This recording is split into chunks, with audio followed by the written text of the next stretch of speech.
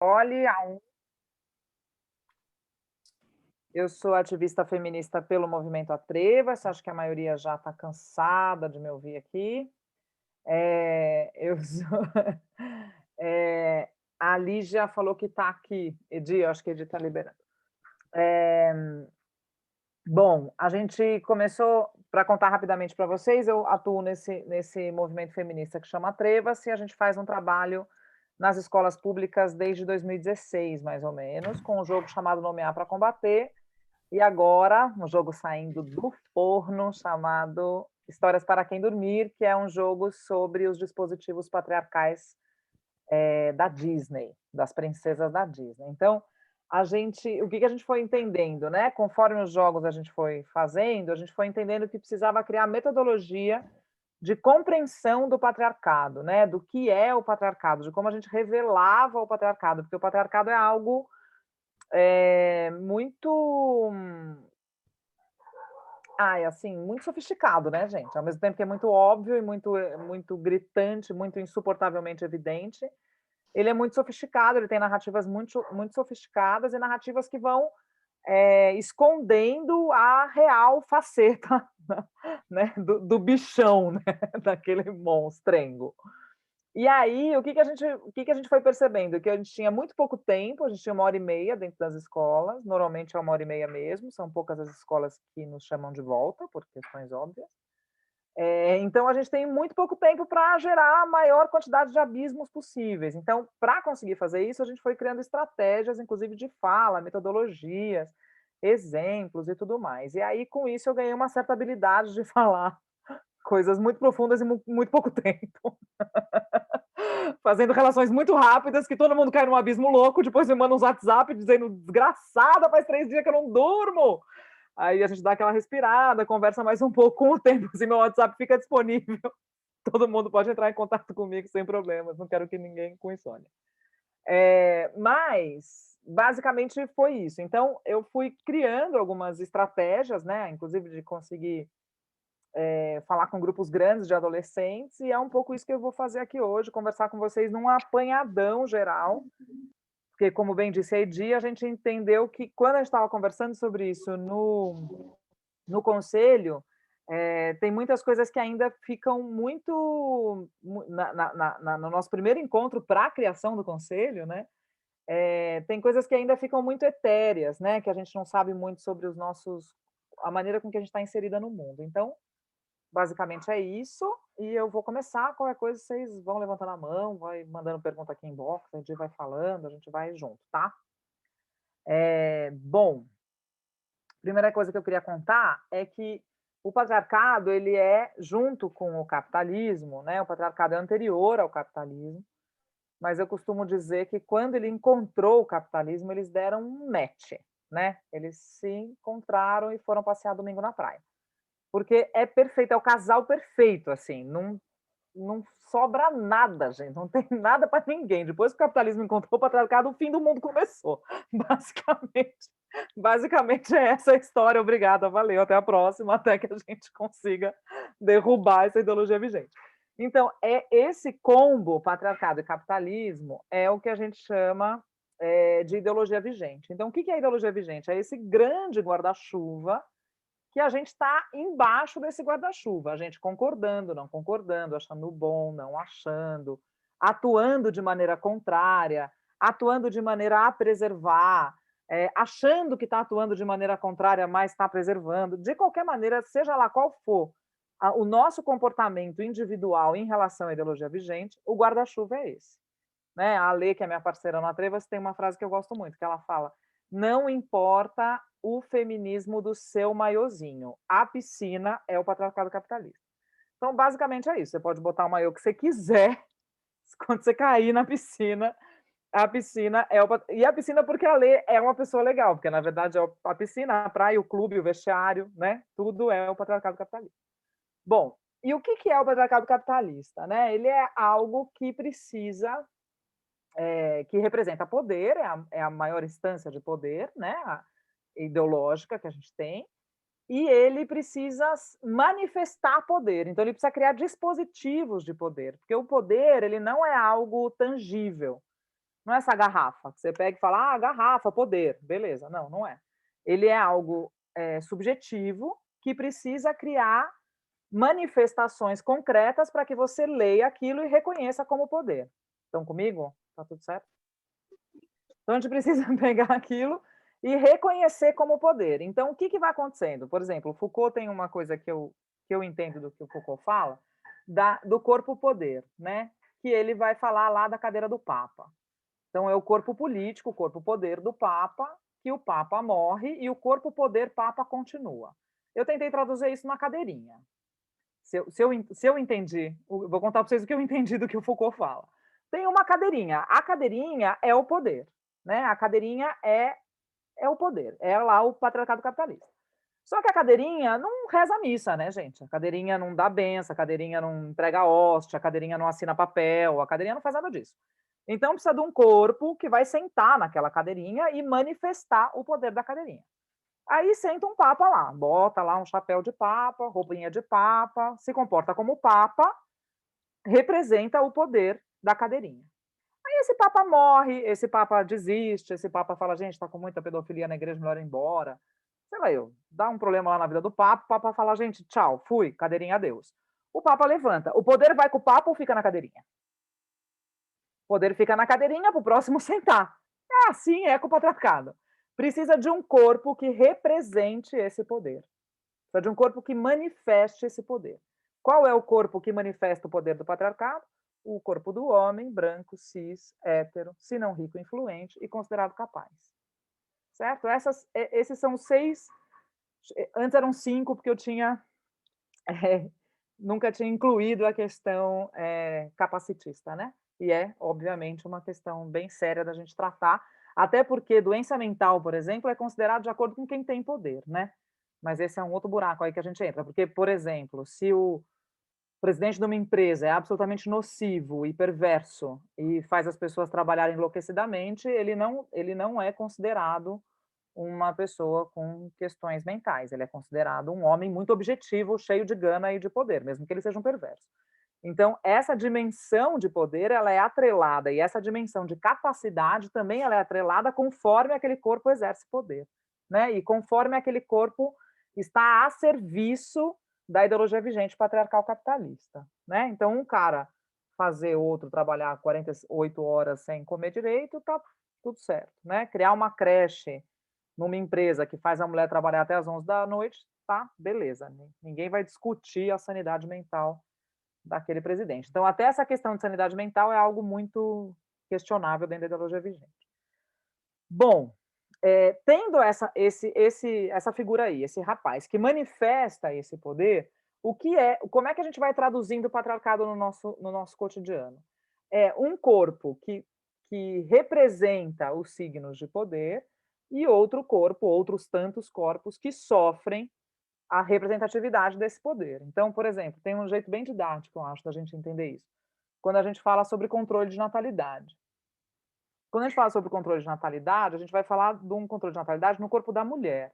Então, as políticas públicas são em cima do corpo da mulher, né? Toda a lógica é em cima do corpo da mulher. Acontece que uma mulher, se ela for grávida de Taubaté, engravidar 2 vezes no ano, ela vai parir no Guinness, tendo 30 anos de Guinness, gente, sem ninguém questionar, no máximo 16 crianças. Mas assim, Guinness, pesado. O rapaz pode fazer 16 crianças num dia, em 16 corpos de 16 mulheres diferentes. Então, o controle de natalidade não é exatamente sobre natalidade, é bastante sobre controle, mas não exatamente sobre natalidade. Por quê? O corpo que manifesta poder não é o corpo que sofre poder. Então, o corpo que manifesta poder não é regulado. Né? Então, as lógicas de controle estão sobre os corpos que sofrem poder.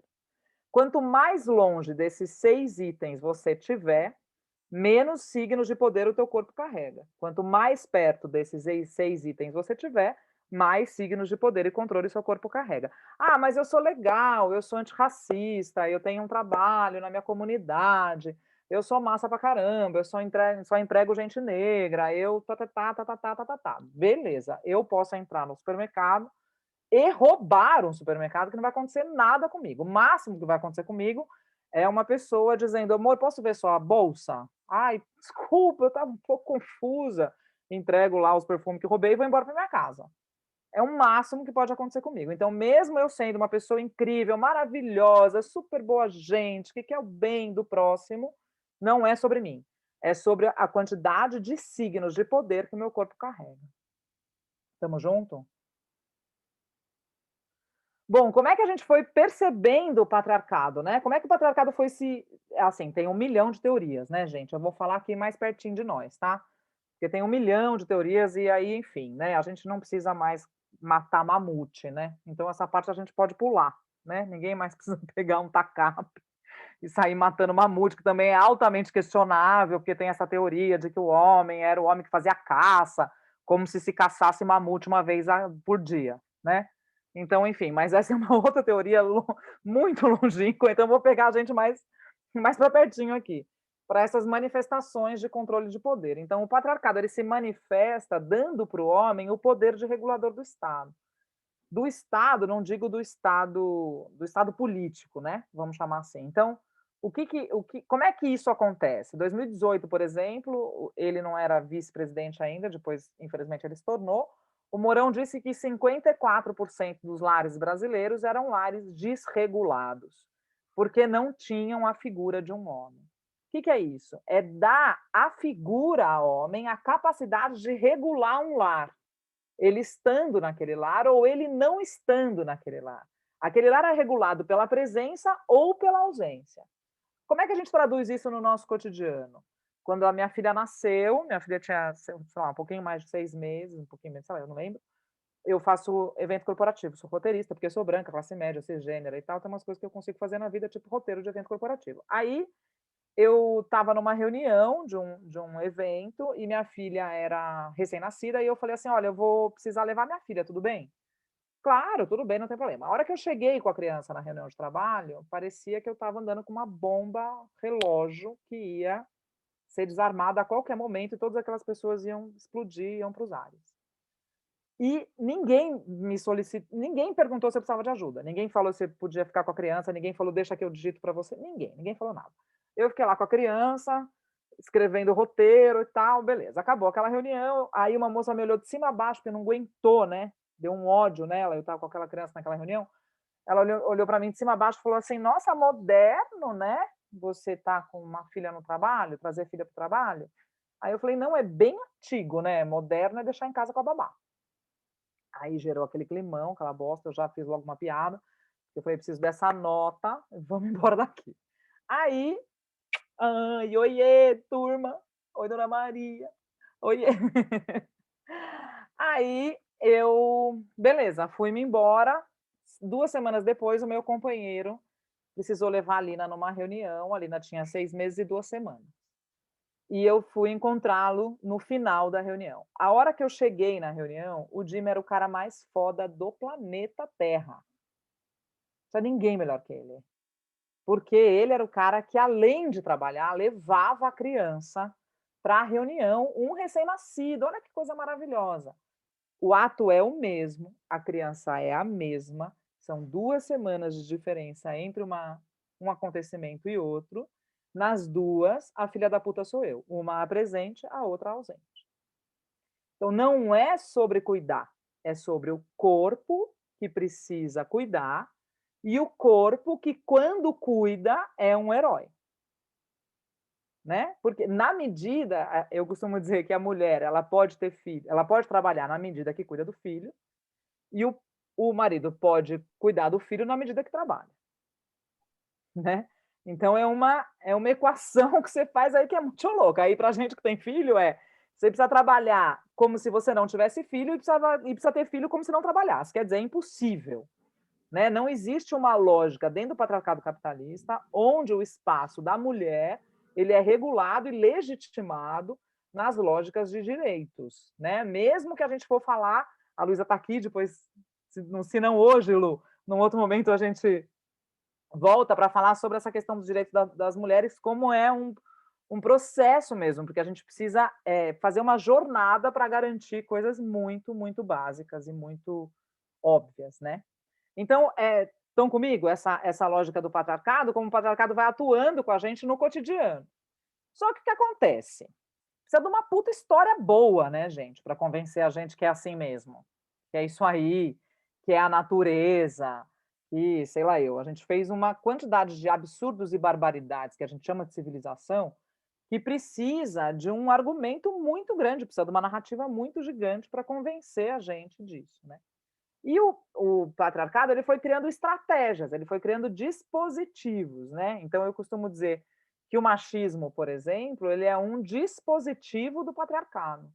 Ele não é algo em si, ele não é algo que serve ao indivíduo, ele é algo que serve ao sistema, a uma lógica sistêmica, né? Então tem muitos dispositivos, são muitos os dispositivos para a gente olhar para aquilo, compreender aquilo como poder, como signo de poder, e saber até onde a gente pode ir, qual é o nosso lugar. Então, quando a gente tem, por exemplo, como teve na semana passada, um caso bárbaro de um anestesista estuprando uma moça na sala de parto, a gente fica muito chocado, é isso mesmo, a gente tem que ficar mesmo, muito chocado. Só que a gente rapidamente esquece que há menos de 10 anos atrás, um grupo de homens brancos recém-formados por uma faculdade de medicina postaram uma foto com as calças arriadas fazendo símbolo de buceta. Então, eles já nos avisaram que estávamos formando estupradores. E a gente não fez nada. Nós, como sociedade, não fizemos nada. E hoje resulta que um homem está estuprando uma menina dentro da sala de parto. Quem ficou surpreso está desinformado. Ficar indignado, ficar ofendido, tá, beleza. Quem ficou surpreso está desinformado, não está conseguindo, né? Aqui em Piracaia, a gente tem casos dantescos de atendimento do serviço público com as mulheres. Isso é uma coisa recorrente. Recorrente, acontece muitas vezes. Homens que abusam mulheres em consultório acontecem muitas vezes. Muitas e muitas vezes. E esse rapaz, ele foi descoberto porque ele foi flagrado por um time de mulheres enfermeiras que não ocupam o mesmo espaço de poder que ele, que se juntaram e disseram, não, nós vamos dar um basta nisso. Então, não é que ele foi detido, saca? Ele foi descoberto. O fato de ser descoberto e revelado fez com que essa atitude tivesse que... Mas ele se sentiu muito confortável até aquele momento. Quantas mulheres ele estuprou, a gente não vai fazer ideia nunca na vida. Né? Porque esse espaço é confortável para ele. Por quê? Porque ele exerce as funções e o signo de poder. Tanto, e essa coisa do signo de poder, ela é tão evidente que a prisão dele foi com uma moça pedindo licença, falando, oi, desculpa, senhor, só um minutinho, você está preso, porque ele é um homem branco médico. Né? Com um rapaz preto que estava andando sem capacete, a gente sabe o que aconteceu. Né? Então, o quanto esse corpo significa poder e manifesta poder, é um pouco sobre isso que a gente vai falar, menos do indivíduo e mais do quanto esse indivíduo está confortável, né? Vivendo nesse ambiente que ele vive. Então, uma das... Só fazendo um parêntese aqui, Nicole, essa situação, né, inclusive da questão dos signos de poder, ela, de certa forma, ela está de forma intrínseca na própria população, de um modo geral, né? Eu acho que desde a infância, até enquanto ela cresce, ela já vai sendo implantada dentro do caráter das pessoas de forma intrínseca.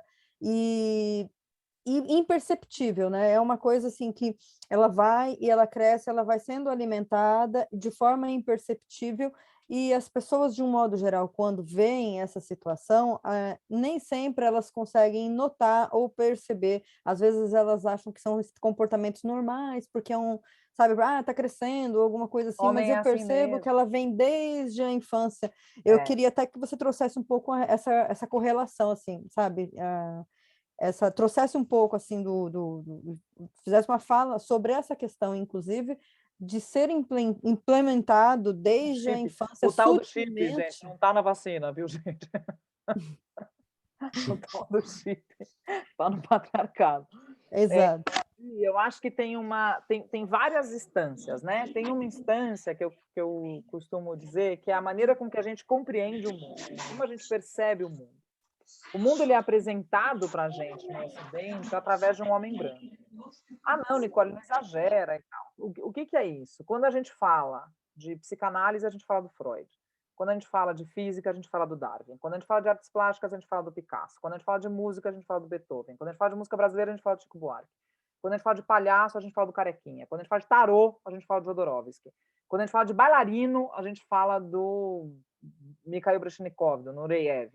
Quando a gente... Qualquer coisa. Quando a gente fala de violão, a gente fala do Villa-Lobos. Quando a gente fala...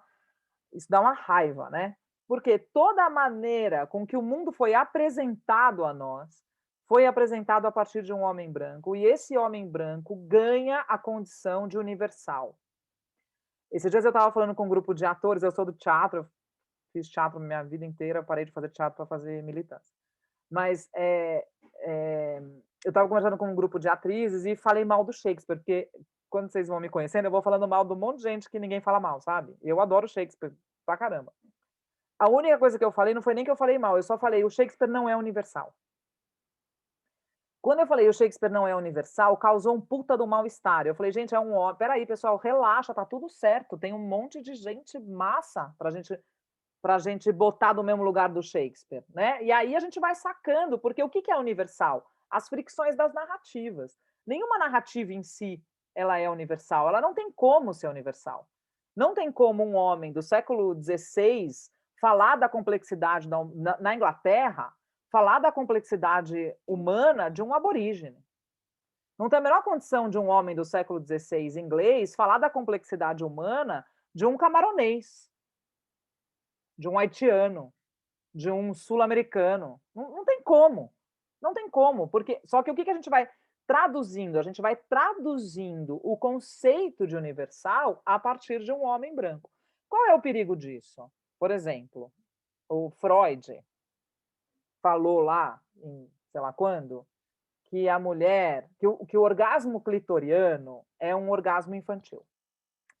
Ele decidiu lá, com os amigos dele, sei lá eu, com quem, que turma que ele estava, com que tipo de gente que esse homem andava. Ele se juntou lá com o pessoal e falou assim, gente, o clitóris, imagina, isso é bobagem. Não dá importância para isso aí, não. Isso aí é infantil, isso aí é bobagem. Vamos tirar isso aí, tira da frente. O que aconteceu? Depois que o Freud falou isso, o clitóris saiu dos livros de anatomia. Por que a gente perdeu o clitóris num período do tempo? Não, pessoal, porque para o Freud é infantil, é um orgasmo infantil. Por que é um orgasmo infantil? Porque como é possível a mulher ter prazer sem o centro da psicanálise, que é o falo? O falo como representatividade de poder, entende? Porque o Freud, ele fala que ele não fala do pênis, né? Que ele fala de poder, mas é meu cu, né? Porque de clitóris ele falou bem certinho.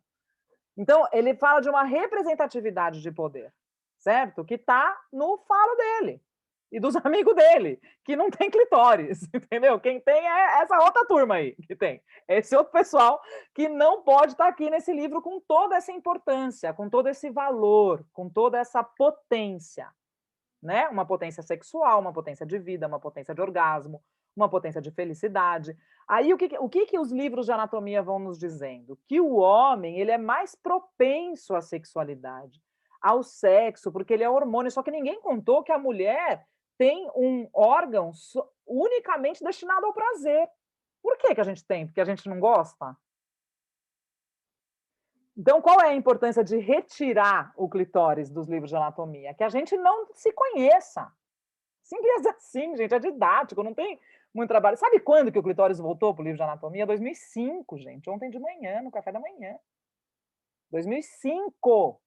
Precisou de uma mulher feminista para dizer, pessoal, só um minutinho, tá faltando um negócio importante aqui nessa moça, aqui desse livro. Em 2005 voltou. Então, isso é sobre anatomia? Não, isso é sobre poder. Isso é sobre um clitóris que gera um orgasmo infantil segundo Freud? Não, isso é sobre poder. A base da psicanálise da psicanálise lacaniana, por exemplo, é nos colocar as mulheres como castradas. Então, nós já não estamos inteirando para começar o rolê.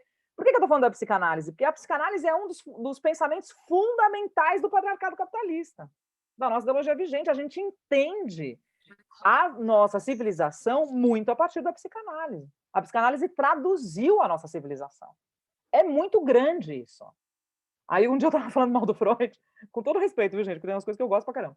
Eu faço, inclusive, análise. Mas aí uma falou assim, eu posso falar bem do Freud? Eu falei, você não precisa, ele tem mais de 200 livros impressos, gente, fica tranquilo. Tá todo mundo falando bem dele faz tempo pra caralho. A gente precisa de um tempinho para falar mal. Só um pouquinho, é só um pouquinho para a gente deslocar uma reflexão. Para a gente não colocar aquela reflexão como dada, como verdade absoluta. E como a partir daquilo a gente... Agora, tem um monte de coisa que o cara construiu que é massa? Lógico que tem. Só que vamos fazer fricção.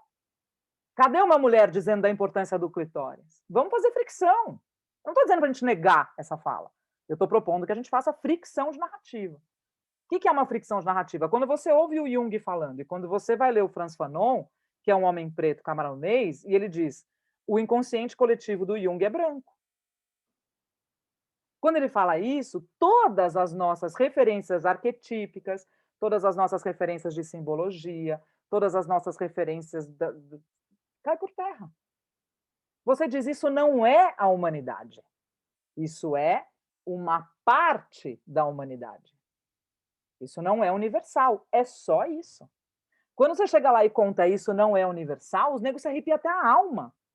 Mas você não pode falar mal do Freud. Eu posso falar mal de quem eu quiser, gente. Como eu não posso falar mal do Freud? Lógico que eu posso. Quem falou que eu não posso falar mal do Freud? Posso sim. Posso falar mal do Freud. Posso falar mal do Freud, posso falar mal do Shakespeare, posso falar mal do Caetano Veloso, posso falar mal do Chico Buarque, posso falar mal de quem eu quiser. Por quê? Porque a gente vai criando um lugar onde aquilo é imutável. Você não pode encostar sobre aquilo. Por quê? Porque isso é manifestação de controle de poder. Independente do indivíduo. Ah, mas o Freud fez o que deu. Pois é, mas deu pouco. Porque tirar o clitóris do corpo feminino é muito violento. É muito sério. E é aonde a gente funda o nosso pensamento de civilização. Então, por que eu estou falando tudo isso? Para contar lá para a Edi, da questão da infância, que eu vou chegando. Uma das ferramentas que eu entendi dentro da Treva-se foi as princesas, os contos de fada. Porque os contos de fada, eles são tanto colocados, né? Uma das minhas grandes discussões, principalmente com a galera da psicanálise, porque tem muita gente da psicanálise que me procura para dizer que eu estou errada, para falar, pelo amor de Deus, guarda o Freud. Não me acaba com isso, não. O que eu faço com os 45 anos que eu estudei? Para me dizer que a questão dos contos de fadas são contos arquetípicos. E aí a primeira pergunta que eu faço é, mas quem criou os arquétipos? Os arquétipos não foi uma pedra azul que alguém levantou e saiu, prometeu, de lá de dentro. Né? Não foi. É uma narrativa importante que traduz uma época, que traduz um pensamento, que transforma algo em mítico, que é super importante. A gente está completamente perdido nas nossas dimensões de sagrado. Né? Tá todo mundo comprando o seu próprio sagrado em 12 vezes, fazendo o que dá ali para a gente perder completamente as nossas dimensões de comunidade. Enfim, mas a gente vai precisar de outro dia para falar disso. Mas tá ok. É uma narrativa importante, fundante, mas é uma narrativa. Quando a gente começa a traduzir isso, né, a partir da ideologia construída pela Disney, que tem nome, sobrenome, foi o Walter que fez isso. O seu moço Walter, que foi lá, Walter Disney, e falou, gente, vamos ganhar um dinheiro aqui com esses mitos, que tem um jeito aqui bom da gente ganhar um dinheiro. E aí ele vai construindo narrativa em massa. Então, eu sempre falo isso, quando eu falo dos contos de fada, eu não falo dos arquétipos, eu falo de como esses contos de fada chegam na infância mundial. Né? Chega em todos os lugares, gente, é um inferno esse troço. Chega em todos os lugares como uma construção de gênero, de performatividade de gênero. Como que a gente faz isso? Qual princesa vocês querem? Tipo, escolhe aí umas princesas. Que a gente vai falando delas. Tem gente que não aguenta mais ouvir. A gente pode começar. Acho que dá tempo da gente falar de umas duas, para depois abrir para conversa. A Bela e a Fera. Eu iria falar da Cinderela, né? Mas... Então a gente pode falar da Bela e a Fera e da Cinderela, e eu acho que dá para a gente falar da Branca de Neve, que são as três pilarzinhos ali, né, gente? Psicanálise, filosofia e mitologia. A Bela e a Fera, olha só que perversidade. O que eles tentam contar pra gente? Que a história é sobre um amor que vence as aparências, né? Que o amor, ele é algo tão forte, tão sublime, tão importante, tão belo, tão maravilhoso, que quando ele acontece por acaso e ele vence as aparências dele, porque ela é bela.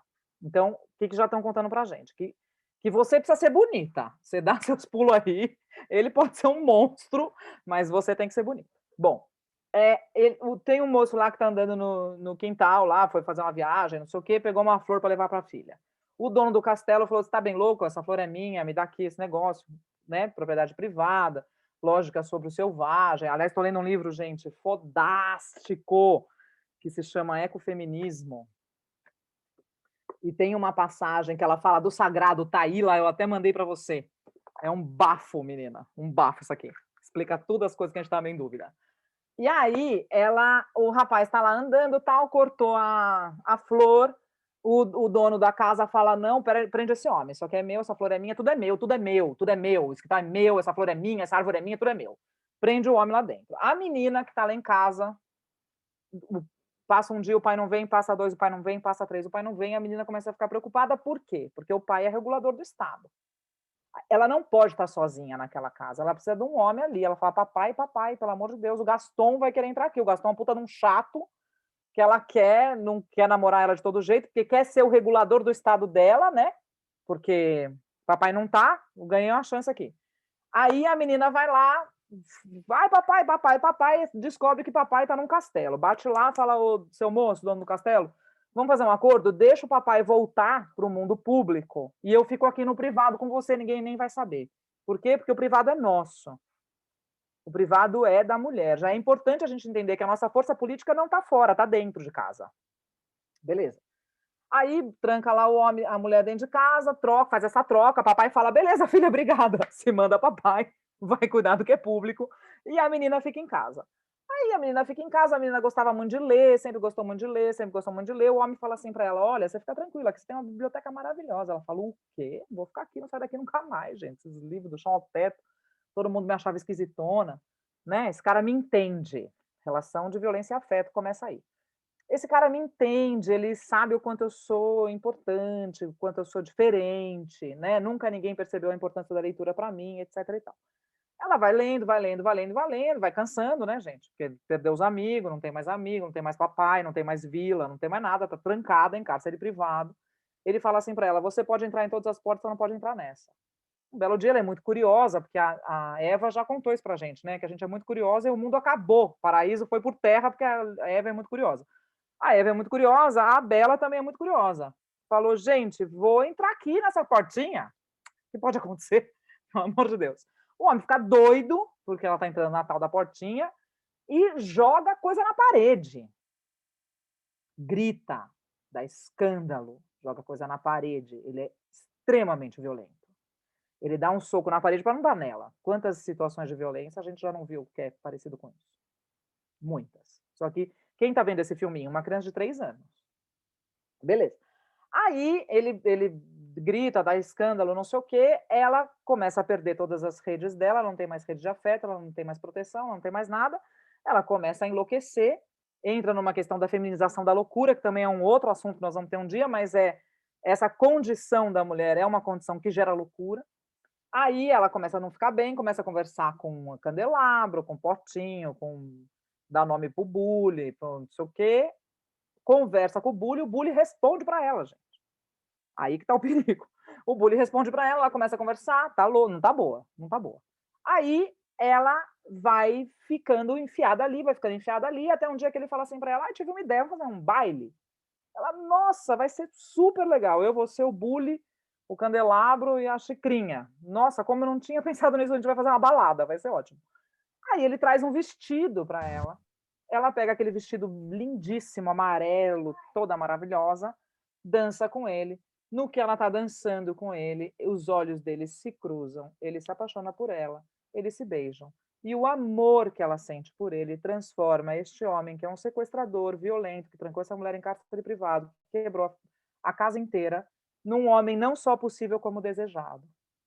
Então, o que eles estão contando para a gente desde muito cedo? Que o amor que essa menina sente por esse cara é responsável pelo caráter desse cidadão. Ah, não, você tá bem louca, Nicole. Não, não tô. Não tô. Infelizmente eu não tô, viu, gente? O que que a gente vai ouvindo? Ah, mas também essa moça não precisava ter feito isso? Não, por trás de um grande homem sempre tem uma grande mulher. Mas, gente, até eu sabia que ele era bravo, precisava ter mexido com ele daquele jeito.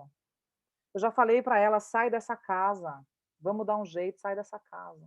E assim vamos, né? Ouvindo todas as violências, eu costumo dizer, eu estou escrevendo um livro, eu e a Lê, e eu termino de contar a história da Bela e a Fera, e eu pergunto, se você ouvisse essa história, você contava para a polícia ou para uma criança? Nós estamos contando para a criança, né? Então essa é a Bela e a Fera. Todo mundo comigo? Com ódio, né, gente? Eu sei. Mas a gente vai mudar esse quadro. Aí, a Cinderela. A Cinderela, eu falo que a Simone de Beauvoir estudou a Cinderela, tenho certeza, para escrever O Segundo Sexo, tenho certeza absoluta. Porque o que que eles vão dizendo pra gente? É claro que é muito. Fala comigo. O que que a Cinderela vai dizendo pra gente? Que essa condição do homem como representante do poder do Estado, na Cinderela ela é didática, né? Vai ter uma festa, chegou um príncipe na cidade. Primeiro assim, começa antes. A moça tem uma mãe que está morrendo, porque as mães sempre morrem, as madrastas são tudo filha da puta, sempre. Por quê? Por que que a mãe morre? Porque essa condição de mulher parceira e tal não pode ter nenhuma outra figura que não seja a mãe. A madrasta não pode ser essa função, as amigas não podem ter essa função, ninguém pode ter essa função. Como essa função não pode existir para não criar repertório entre duas mulheres que se respeitam, se amam e seguem a vida, mata a mãe. A madrasta transforma no inferno, isso em todos, viu, gente? Um ou outro que não é assim. A madrasta é um horror, porque também vai ocupar esse lugar dito da mãe, que é dado pela condição de poder do pai, certo? A mãe, antes de morrer, faz uma puta sacanagem com a menina. Fala assim para ela: seja gentil e corajosa. Filha, na sua vida, seja gentil e corajosa. Beleza, morreu. O pai, que não pode, como ele é o regulador do Estado, ele precisa ter um Estado para regular, né? Precisa ter alguém lá naquela casa para ele ser o regulador daquele Estado. Ele arruma uma mulher com duas filhas que são um demônio. E ele arruma essa mulher e fala assim para elas, para a menina, para a filha dele: eu sei que você não vai gostar muito delas, mas seja gentil e corajosa e vai viajar. Assim como fez o Jung, viu, gente, no processo de individuação dele, no sexto filho, a mulher dele estava parindo o sexto filho. Ele pegou uma bicicleta e foi dar rolê, porque ele é um gênio. Então, quando ele está dando rolê de bicicleta, a mulher está parindo, está dando de mamar, mas ele é um gênio. Ela é o quê? A mulher do gênio. Beleza. Aí o gênio vai viajar. O gênio fala: filha, fica aí, seja gentil e corajosa. Beleza. A menina fala: tá bom. Vai conversar com a madrasta fica brava com ela lembra da mãe e do pai, seja gentil e corajosa. É uma praga essa porra, não é um conselho, é um inferno que colocaram na cabeça da menina. Ela é gentil e corajosa. Em nenhum momento ela diz não. Ela vai sendo violentada, violentada, violentada, violentada, violentada por mulheres. Porque só mulheres são capazes de tamanha ardilosidade. Porque a fera é o quê? A fera era um homem incompreendido, né? Agora, a madrasta e as duas filhas, não. Elas são ardilosas, elas sabem o que elas estão fazendo. Um homem de 40 anos é uma criança. Uma menina de 8 já sabe o que está fazendo. É isso que eles estão contando para a gente desde muito cedo. Um homem de 40 anos que quebra tudo a parede e tal é um inconsequente. A madrasta e as duas filhas já sabem o que estão fazendo. Beleza. Aí bota a moça lá para dormir do lado. Aí é terrível, né? Ela que lava o chão, ela que não sei o quê. Mas ela é tão boa, tão boa, tão boa que ela fica amiga dos ratos. Enfim, esse povo tem essa coisa de ficar amigo dos bichinhos. Aí vai ter uma festa no reino que um homem vai convidar, vai escolher entre todas as mulheres de todos os reinos com quem ele vai casar. Todo mundo quer ir. O povo se mata para ir na tal da festa. Puta rolê, todo mundo se mata, todo mundo quer ir tal, a moça quer ir, faz uma festinha lá, faz um cabelo tal, a madrasta vê que ela é linda, né? Porque ela é linda, doce e gentil. Tudo que na maioria de nós aqui não é, né, gente? Aí, o que eles fazem? Ela fica puta, porque a gente tá mais parecida com quem? Mais parecida assim com as irmãs, né? Que é meio desbocada, meio fala alto, meio derruba as coisas, meio atrapalhada. A gente tá mais com as irmãs. Mas a gente fica lá torcendo para ser Cinderela. Aí a mulher lá destrói tudo, fala: não, você vai ter que cuidar de tudo, você vai ter que cuidar da escada, da sei lá o quê, vai ter que limpar, vai ter que limpar, vai ter que limpar. Por quê? Existe essa terceirização da função de gênero também, né? Porque a função de gênero é da mulher, ela passa para outra mulher. O capitalismo adora isso, né? E essas feministas Liberal também adora isso. Não, a gente está lutando pela igualdade. Mas igualdade de quem, né, gente? Igualdade. Com quem? Que igualdade? Como assim é possível falar de igualdade dentro do patriarcado capitalista? Mas é outro, outro capítulo.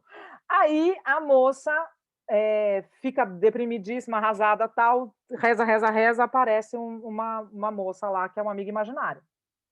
Essa amiga imaginária diz para ela, não, deixa de ser boba. Pega aqui esse negócio, olha, acredita, toma esse negocinho aqui que eu te dei. Eu dei um igual para a Bela, foi ótimo. Ela conversou com os candelabros, foi maravilhoso.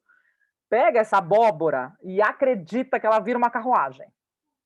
Pois a moça fala, beleza. Pegou um ratinho lá, falou, isso aqui é o condutor da carruagem. Ela falou, tá ótimo para mim. Chegou na festa toda desgranhada, com uma abóbora numa mão, um rato na outra. O príncipe falou, gente, essa moça não tá bem, deixa eu dançar com ela. Dançou com ela, se apaixonou. Se apaixonou, deu meia-noite, ela tinha que ir embora, porque também não dá para se jogar, né, gente, na festa. Você tem hora, porque você é boa, você é bela, você é recatada, você é gentil, você é corajosa, você é do lar. Então você precisa ir embora meia-noite, você não pode se jogar, descer até o chão. Aí, deu meia-noite, ela se pirulita. Quando ela se pirulita, ela perde o sapato. O príncipe sai louco, entrando na casa de todas as pessoas do reino, dizendo, deixa eu botar esse sapato aqui no seu pé. Porque ele pode, né? Ele pode. Imagina uma pessoa entrando na sua casa e falar, moça, dá aqui seu pé. Deixa eu testar isso aqui. Não, moça, estou fazendo meu feijão aqui, pelo amor de Deus. Não, não, filha. Dá aqui seu pé que eu preciso saber com quem eu vou casar. Aí, beleza, ele passa por todo mundo, tem umas moças que cortam os dedos e tal, vai fazendo um negócio para caber no sapatinho.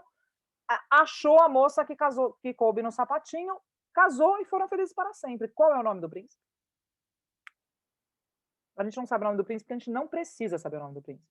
Porque a gente precisa ser gentil e corajosa, a gente precisa se fuder durante 1h30 de filme para no final a gente ser recompensado com um grande amor da vida, que é um homem que a gente não sabe nem o nome. E que achou o nosso sapatinho. Casamos. Que ela vai dizendo nesse conto de maneira muito efetiva? Primeiro que a grande recompensa do seu esforço é um homem. É um homem que você não precisa nem saber o nome. Ele pode até te bater de vez em quando, porque na Bela foi assim. Né? Ele pode até te trancar em cárcere privado, mas tem um homem, segura. Segura esse homem. Porque esse homem é a sua garantia de ter cumprido a sua função de gênero. Né? E quando eu estou falando isso, eu estou falando de relações heteronormativas, mas eu não estou falando de relações amorosas heteronormativas, porque as funções de gênero, elas ocupam todas as relações. Não só relações entre homens e mulheres cisgêneras. A função de gênero ocupa todas as relações, até pan-relações, micro-relações, multi-relações, casamento aberto, super aberto, um pouco aberto, fechadinho, com 3 pessoas, com 18, com planilha de Excel, do jeito que você quiser. Com todos os combinados, quem você pode sair, com quem você não pode sair, que hora você pode sair, que hora você tem que ligar, com quantas pessoas você pode sair, mas você não pode se apaixonar. Enfim, você tem lá com todas as regras, também tem essas funções de gênero. Isso é sobre função de gênero. Né? E os nossos corpos exercem funções de gênero. E aí, o que eles estão falando lá? 2 coisas muito fundamentais. Uma que é essa, que o coisa no final é a sua recompensa, o casamento no final é a sua recompensa. E se você for bem comportada, bonitinha, tudo vai dar certo. Você vai ser recompensada. E a outra coisa é que as mulheres disputam entre si. Por que as mulheres disputam entre si? Quando as pessoas falam, as mulheres disputam entre si. É verdade. A gente não pode mais disputar entre si. É verdade, só que para isso a gente precisa derrubar o patriarcado capitalista. Porque a dimensão de controle e de poder, de representatividade de Estado está no corpo do homem. Mas Nicole, isso não existe mais. Existe. Há muito pouco tempo atrás eu fui tomar cerveja com uma amiga minha, sentei no bar e 4 homens vieram perguntar para a gente o que a gente estava fazendo sozinha. Por que a gente está sozinha? Porque eu estou com ela está comigo, mas não tem um regulador do Estado. 2022, tá, gente? Não foi em 1940. Foi agora. Uma menina foi assassinada, 2 meninas foram assassinadas fazendo uma viagem, e 2 meninas estavam viajando sozinhas. Por que elas foram assassinadas? Porque elas saíram sem um regulador do Estado. A responsabilidade é delas, porque elas foram ousadas, impertinentes, desobedientes, de viajar sozinha.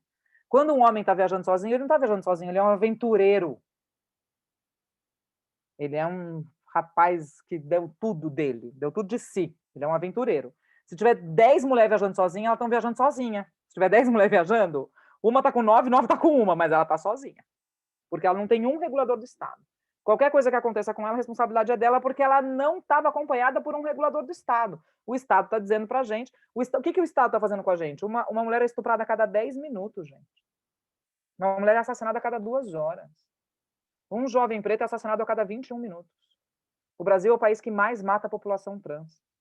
Isso não são dados apesar do patriarcado capitalista, isso são dados do patriarcado capitalista.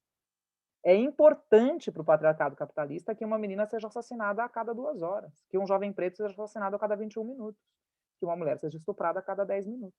É isso que sustenta o patriarcado capitalista. Então, os nossos corpos precisam ser regulados. A branquitude precisa de um jovem preto sendo assassinado a cada 21 minutos. A gente precisa tirar a condição de humanidade do outro corpo para que o nosso corpo possa explorar outro corpo e dormir, deitar a cabeça no travesseiro e dormir à noite. Numa nice. Porque tem um corpo que representa mais a condição de humanidade e o corpo que perdeu. Não é que perdeu, foi arrancada a condição de humanidade, né? Esses dias, quem não ouviu, ouça o Brown entrevistando a Catiúcia e o Saloma, e a Catiúcia fala uma coisa belíssima, tenebrosa, mas é muito importante a gente pensar sobre isso, do quanto nos choca ver um corpo branco na rua e não nos choca ver um corpo preto na rua. Por que nos choca ver um corpo branco? Porque um corpo branco é constituído pela condição de sujeito. E um corpo preto ele é destituído da condição de sujeito. É por isso que você pula corpos pretos na rua. E um mendigo com cabelo torto, branco, fala, é um mendigo modelo. Não precisa nem ser tão bonito. Sendo branco já é modelo. Né? É uma condição de humanidade que num corpo é colocado, por quê? Porque o corpo branco ele é universal, gente, é o Shakespeare. É o corpo do Shakespeare, é o corpo do Beethoven, é o corpo do médico, é o corpo do advogado, é o corpo do juiz, é o corpo do professor, é o corpo do universitário, é o corpo de todo mundo. De todo mundo que detém as lógicas de poder, é o corpo do chefe, é o corpo do empresário, é o corpo do sucesso, é o corpo branco. Tudo isso é narrativa, né? Não é verdade, é narrativa. A gente precisa construir uma lógica de narrativa. Então, eu costumo... A Johnny Carlos falou um negócio que eu acho que é genial. A Johnny falou assim, tem aquele rapaz que escreveu Eram os Deuses Astronautas, esqueci o nome dele, o Di vai achar, tenho certeza. Eric Fromm. E ele fala, a humanidade branca é capaz de dizer que as pirâmides do Egito foram construídas por extraterrestres para não dar essa tecnologia para a população preta. Simples assim. Porque os europeus não se conformam que aquela porra estava de pé.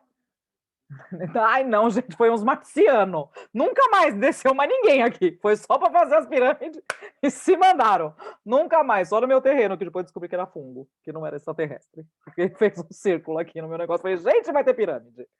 Não é, pessoal, não é. Tecnologia que a branquitude não tolera, não suporta. Né? O Emicida fala disso de um jeito maravilhoso no Amarelo. Assistam o Amarelo, que é uma aula, é didático. Né? O Teatro Municipal não foi construído por pedreiros negros. O engenheiro do Teatro Municipal do Rio de Janeiro é um homem preto. Ninguém sabe disso. Ninguém sabe que os malês foram os escravizados que letraram a população filha de rei português no Brasil. A primeira geração de letrados brasileiros foram letrados pelos malês. Ninguém sabe disso. Porque o que é isso? Porque isso é narrativa, porque é importante para o corpo branco que o corpo preto não seja legitimado como um corpo de saber. Isso tem a ver com a verdade? Não. A gente ficou sem clitóris, gente, durante 60 anos, porque o Freud não gostava? Não ficamos. A gente só ficou sem saber onde ele estava. É isso, é a mesma coisa, é narrativa de controle de poder. Tem um pessoal aí que está procurando até hoje, né, gente, uns meninos. Não está sabendo muito achar, tipo, pode dar esse livro aí. Mas, entende? É uma narrativa, não tem a ver com a verdade. Não tem a ver com a verdade. E a Branca de Neve também é bem importante para a gente entender a Silvia Federici. A Silvia Federici fala assim, eu tenho certeza que ela assistiu a Branca de Neve, ela fala, isso que vocês chamam de amor é trabalho gratuito para o capital.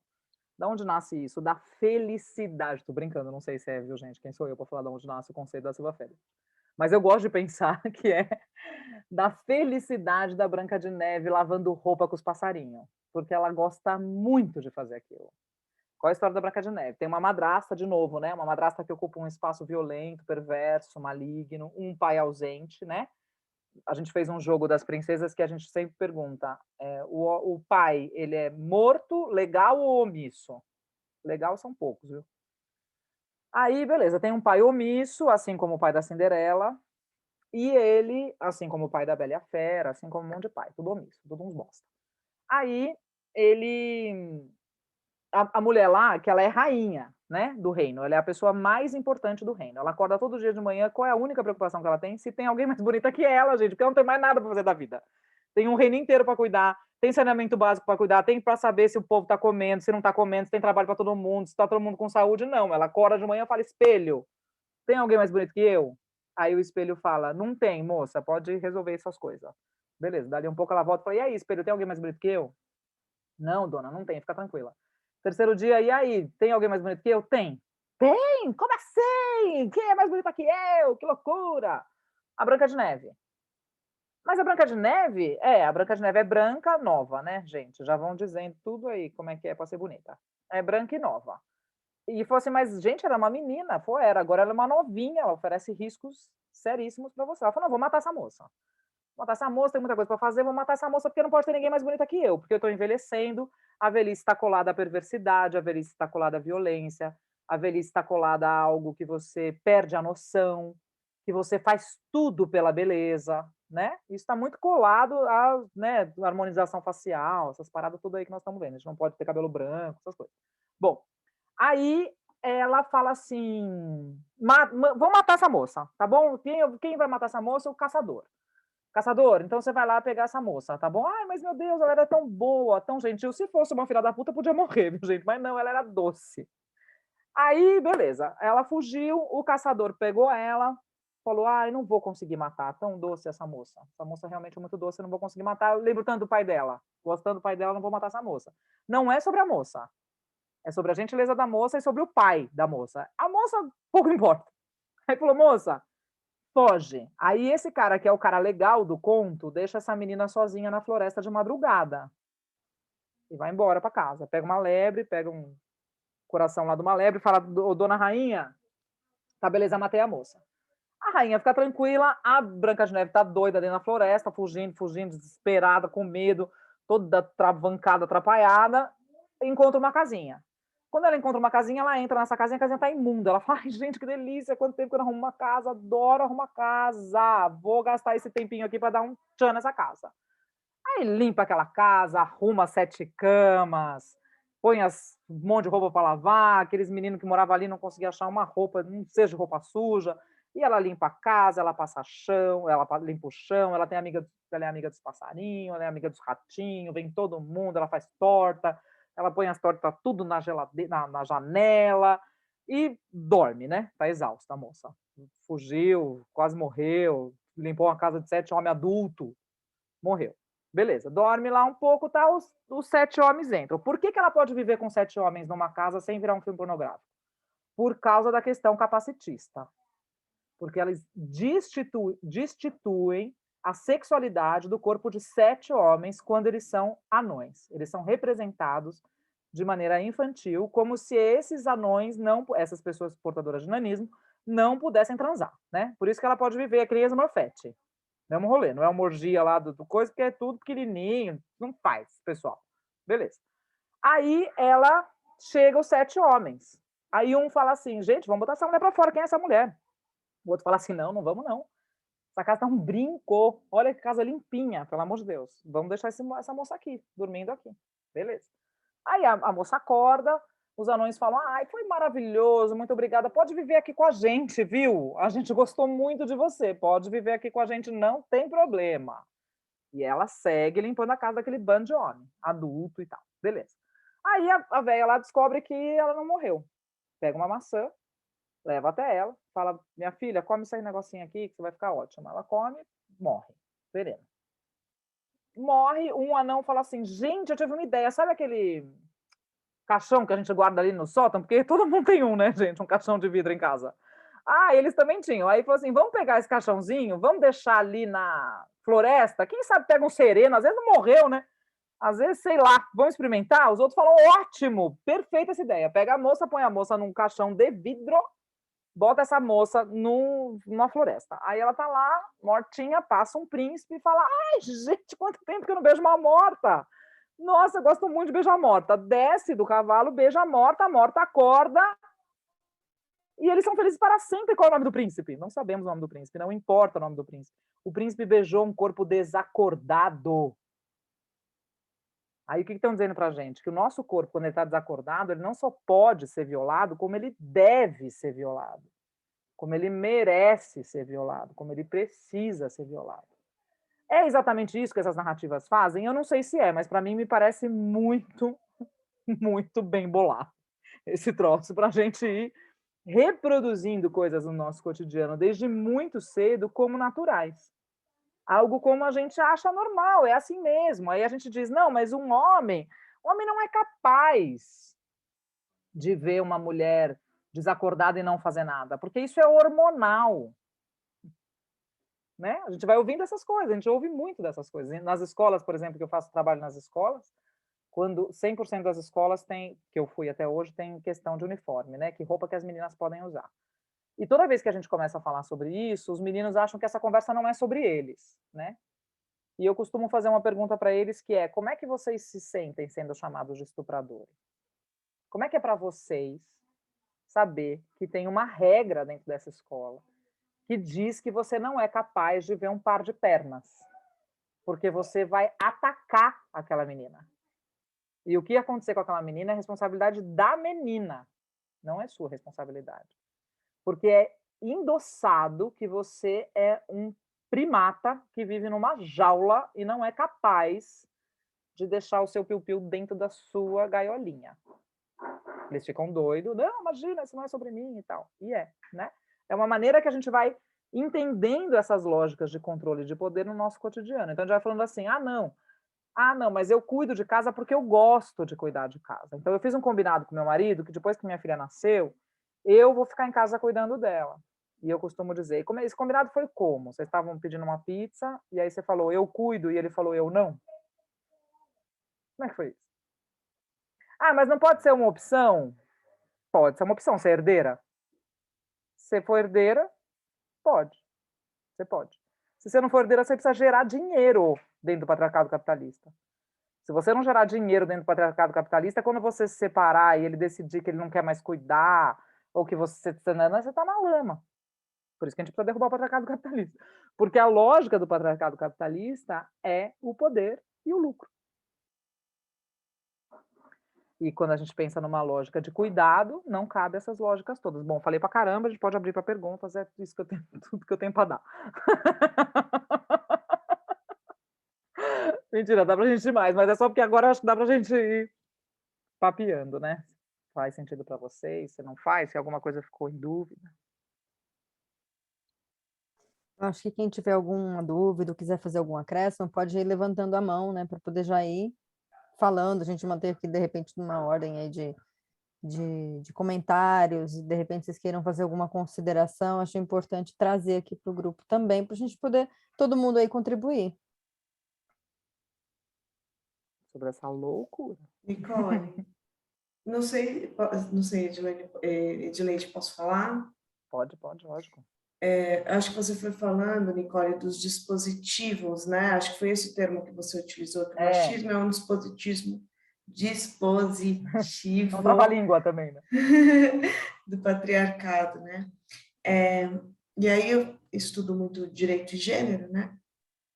E o direito também é um dispositivo do patriarcado, né? Então, acho interessante e importante pontuar isso. Muito! Né? Porque, na verdade, o direito ele não está aí para proteger, ele está só para manter o que a gente chama de status quo. Né? Eu sou advogada e eu falo isso, para manter esse sistema, de causa, né? É para manter, enfim. E apesar das leis, que às vezes a gente tem algumas conquistas que a gente fala, poxa, eu conquistei, eu tenho muito estudo a respeito da Lei Maria da Penha, eu tenho uma admiração por essa lei, porque a maior parte dela, na verdade, não é criminal, não é punitivista, muito pelo contrário, e ela só é dessa maneira porque ela foi uma construção feminista, tanto que você não ouve falar que foi um deputado, tal, né? Ela foi uma construção feminista, por isso que ela tem, mas ela também é utilizada na mão de homens brancos, ou mulheres que reproduzem, né? Eu não uso o termo mulheres machistas, mulheres que reproduzem, porque foram criadas nessa sociedade, né? É muito fácil a gente reproduzir machismo, racismo, capacitismo, homofobia, enfim. Mas ela é uma lei que ela tem uma interpretação, né? E essa interpretação ela também pode ser feita para manter o status quo, né? As coisas como são hoje. Então, eu queria pontuar mais um dispositivo aí que é Ô, utilizado Lu, muito. a gente foi conversar aqui na Câmara, foi um papo super legal com o presidente da Câmara e tudo mais, e aí aqui teve um caso de um professor que abusou de uma menina, passou a mão, sei lá o que foi, e isso foi para as redes sociais e virou um bafo. E aí a gente estava na reunião e essa história veio à tona, tinha acabado de acontecer, né? E tinha um advogado, um cara muito massa também ali, falando assim, não, mas a gente tem que entender porque a gente tem que gerar provas. E eu falo assim, e como é que... Me explica como é que faz, porque aí eu quero contar para as meninas como é que elas fazem para gerar prova de abuso dentro de uma sala de aula. Aí ele virou e falou assim, não, mas é que precisa precisa ser recorrente. Aí eu falei assim, então, se ele abusou só dela, não é abuso? Se ele abusou só uma vez, não é abuso?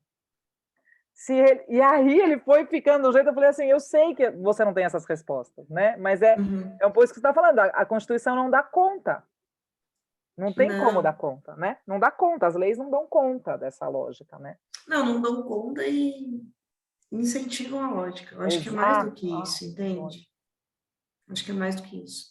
Porque a gente precisa se movimentar sempre, porque as leis são importantes, óbvio.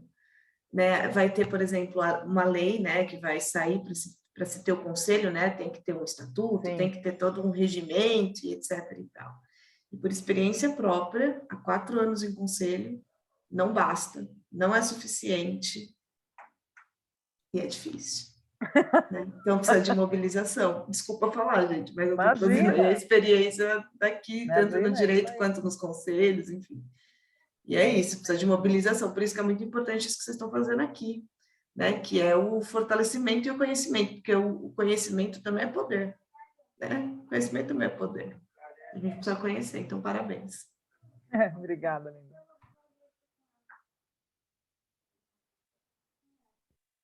Alguém mais, gente? Quer falar um de cada vez?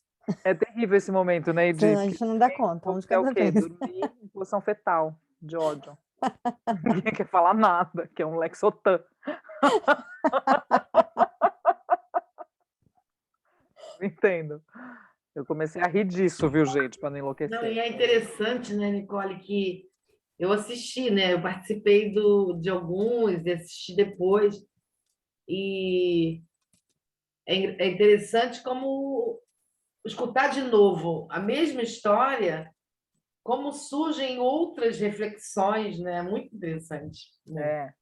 Surgem novas... Não, é terrível, né, Mi? Porque não tem novidade, a gente só vai afundando, né? Só vai afundando mais, só vai afundando mais, né? O mocinho não morre no final.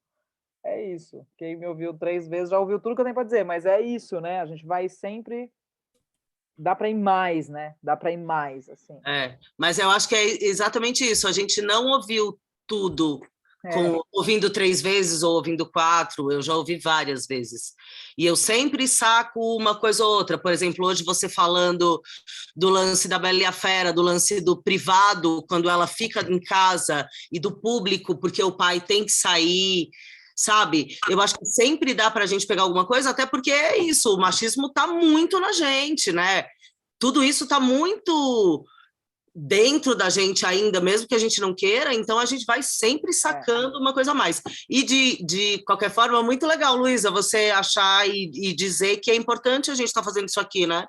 É justamente o que a gente está querendo, se preparar mais para o que vem, né? E entender. A Jane falou uma coisa na reunião que eu achei muito massa, Luísa, que ela falou, a Jane está no iPhone aqui embaixo. Ela falou uma coisa que eu achei muito impressionante, muito bonita, assim, muito potente, que é esse grupo tem uma das manifestações o conselho, né? Uma das ações desse grupo é o conselho. Isso faz com que a gente tenha uma liberdade também, uma disponibilidade de pensar ações para além do conselho, porque tem um monte de coisa que o conselho não vai dar conta, tem um monte de coisa que até chegar no conselho tem um monte de urgência que não vai dar para esperar, né? O conselho dá conta, enfim, a gente precisa derrubar o patriarcado amanhã cedo, né, gente? Eu costumo, a gente precisa acordar amanhã já num mundo melhor do que a gente vai dormir hoje, né? E tem uma coisa que eu acho Nossa disposição está mais ligeira, né? Talvez. que tá Então, mais ligeira, algumas coisas a gente consegue chegar antes, né? Tomara. Eu acho também. E eu acho que tem uma coisa bonita da gente pensar, que essa construção de natureza, né? De que as coisas são naturais, de que a evolução é assim mesmo, que a gente chegou aqui porque o ser humano é assim mesmo. Isso eu ouço à torta direito, né? Ah, não, mas é porque é assim. Então, só chegou nessa constituição de mundo, de sociedade, porque o ser humano é assim mesmo. O poder é assim mesmo. A manifestação de poder dentro do patriarcado capitalista está colado com a violência. É muito importante a gente saber isso. Que a gente só vive numa sociedade como a gente vive, porque a gente existe numa lógica que violência, inteligência e poder ocupam o mesmíssimo espaço. Né? Não à toa que a polícia militar tem tanta força como tem. Não à toa que a gente vai construindo lógicas de controle muito, muito, muito ligadas ao poder e à violência. Não por isso que a gente tem sistemas carcerários violentíssimos, não por isso que a gente tem hospitais psiquiátricos violentíssimos, não por isso que a gente tem uma ação das polícias de maneira absolutamente violenta. Então, a gente tem a manifestação, um dos dispositivos do patriarcado é a violência. Então, essa violência que acontece dentro de casa, ela não é algo particular e pessoal, ela é um dispositivo de ferramenta de controle do patriarcado. Não tem a ver com o dedo podre da menina que só consegue se envolver com homem violento. Não tem a ver. E não tem a ver se aquele homem é violento ou não é violento. Ele tem o direito de ser violento. É colocado no corpo dele, é concedido a ele o direito de ser violento. Porque o corpo dele representa poder e não sofre. E tem uma coisa, é terrível a gente pensar sobre isso, mas tem uma coisa bonita que eu acho quando a gente pensa sobre isso, que isso é narrativa. Então, da mesma maneira que essa história foi contada, ela pode ser descontada. Ela pode ser recontada de um outro jeito. A gente pode criar lógicas, né? Nós somos seres humanos são sociais e culturais. A gente vai criar lógica. Né? Basta dizer assim, você vai assistir um filme que você não entende uma porra, você fica tentando do começo ao fim dar narrativa para aquilo ali. Todo mundo, mesmo o mais genial dos artistas, entendeu? Fica lá olhando, sei lá eu quem, fica, gente, não é possível, por que faz 27 minutos com essa folha verde balangando na árvore que tá caindo, leva 12 minutos para cair na terra? Você tá criando narrativa na sua história, não, é o aventureiro do sei lá da onde, tá representando a humanidade que tá cedendo, sei lá você fica lá criando história na sua cabeça, porque a gente tem uma necessidade de construir narrativa, porque somos seres sociais e a gente fica ali batendo cabeça para entender, né, para tentar traduzir as manifestações que vêm ao nosso encontro, né? A Line é artista plástica, me diz se faz sentido isso que eu estou falando, mas dentro das narrativas de teatro, por exemplo, você é muito, né? Ah, não entendi nada, né? Normalmente a gente vê isso, né? Ah, não, eu não consegui entender o que está ali naquela obra de arte e tal, porque a nossa compreensão, a nossa relação com o mundo passa também pela nossa capacidade de compreender o mundo. Então, tem algumas coisas que vão sendo muito facilmente traduzidas. Por exemplo, homem é assim mesmo. É um jeito muito fácil de construir uma narrativa e colocar a gente nessa lógica. Né? Por que homem é assim mesmo? Porque todas as manifestações de poder que a gente viu até hoje legitimam o homem ser assim mesmo. E isso acontece com a gente mesmo. Isso acontece na nossa relação, nas nossas relações pessoais, nos nossos casamentos, nas nossas maneiras de existir, de viver o amor e de tudo mais. Né? Não é só algo que está lá na cadeirinha do Foucault, saca? Está aqui, né? Está no nosso cotidiano, tá? Por exemplo, tem uma coisa que eu sempre penso. Eu tive um casamento com mulher e hoje sou casada com homem. E eu fui me percebendo, contando para o meu companheiro todos os cachês. Eu sou autônoma, eu recebo com cachê. O meu companheiro sabe todos os meus cachês. Pergunta se minha mulher sabia. Não sabia. Fui perceber isso depois de 8 anos de casamento, gente. Caralho, que loucura. Por que será que eu conto? Por que será que para ele eu conto e para ela eu não contava? Isso não é sobre ele ou sobre ela, saca? É sobre a maneira com que eu... Não é que um me pergunta quanto você ganha, entendeu? É quase uma lógica de que o público é dele. E dinheiro é público, né? Dinheiro é manifestação de poder. É louco? Sabe uma coisa que eu acho interessante, Nicole? Você estava comentando como é narrativa, né? E a gente tem que construir uma nova narrativa.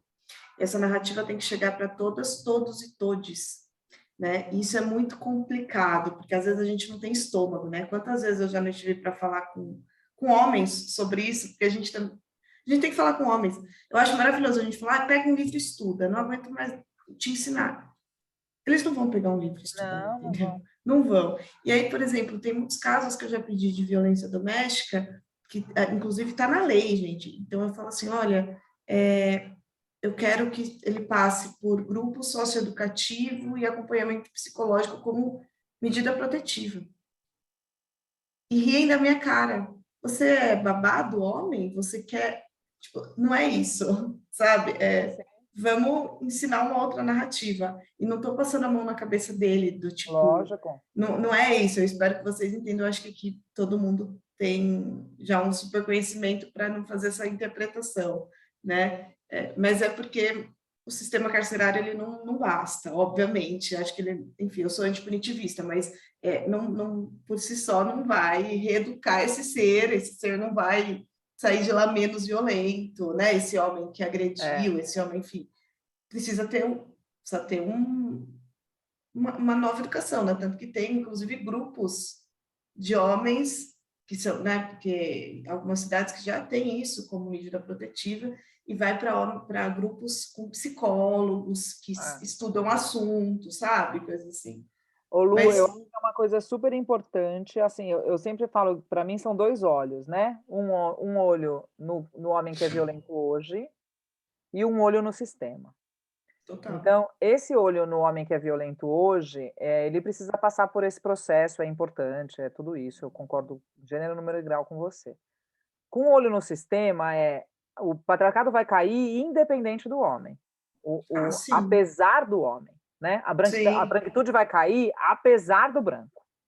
Então, o que eu costumo dizer para os meus amigos, poucos que restaram depois do ativismo feminista forte na vida, é assim, o trem está passando, ou você sobe ou você vai ser atropelado. Não tem mais volta, né? Então, assim, tem um trabalho com os homens, muitos homens foram convidados hoje, nenhum veio, né? Porque é muito desagradável, é muito doído, é muito... E assim, tem um lado meu que diz, tudo bem que eles não vieram, porque tudo bem não, que bom que eles não vieram, porque a gente consegue se articular e nos fortalecer em coisas que é importante que eles nem saibam que a gente está fazendo. Por outro lado, tem uma lógica que eu penso, não, é importante ouvir. Agora, é importante ouvir dentro de uma pessoalidade, né? Olha, se você quer ser um homem melhor, é importante você passar por isso. Qual é o perigo, dentro das lógicas como é que chama? De reabilitação e tudo mais, eu acho fundamental, até porque ele precisa entender que aquela mulher não é dele, né? Uma coisinha básica. Coisinha assim, rapidinha, que ele precisa entender. Mas dentro das lógicas sistêmicas, tem um perigo, né, nesses homens que têm a escolha de estar nesses grupos, que ele pode pegar mais esse produto na prateleira. Então, ele tem a escolha de ser um homem não violento. Né? Entende? Eu sou um homem desconstruído. Eu falo que é a coisa que eu quero morrer com aquele filme bosta lá do Silêncio dos Homens. Que eu tenho a chance de ser um cara massa. Né? Além de tudo isso que eu tenho todos os signos de poder e eu ainda tenho mais um plus, que é uma cerejinha no bolo, porque eu sou um esquerdomacho massa pra caramba, super atento com as questões feministas e se alguém precisar eu posso vir aqui dar uma aula. Tem a rodo, né? Esse tipo aí. E aí, o que a gente vai... uma das coisas que eu falo para os meninos na escola é: você pode acordar de manhã e gritar a plenos pulmões que você não é um estuprador? Falou, posso.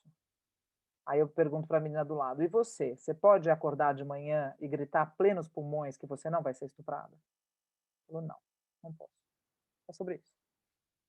Então, o que eu costumo dizer é: os homens, eles são aliados, eu acho que assim como as pessoas brancas são aliadas das pessoas negras, na medida que combatem efetivamente o patriarcado capitalista e a branquitude. Do contrário, é biscoito. Ou reabilitação na sociedade.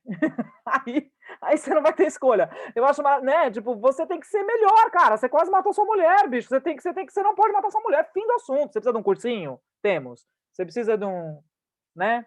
Que eu acho que é essa lógica também que é muito patriarcal, da gente imaginar que todo mundo precisa ter essa compreensão. E não vai ter. Porque para um corpo branco abrir mão dos seus privilégios não é pela compreensão.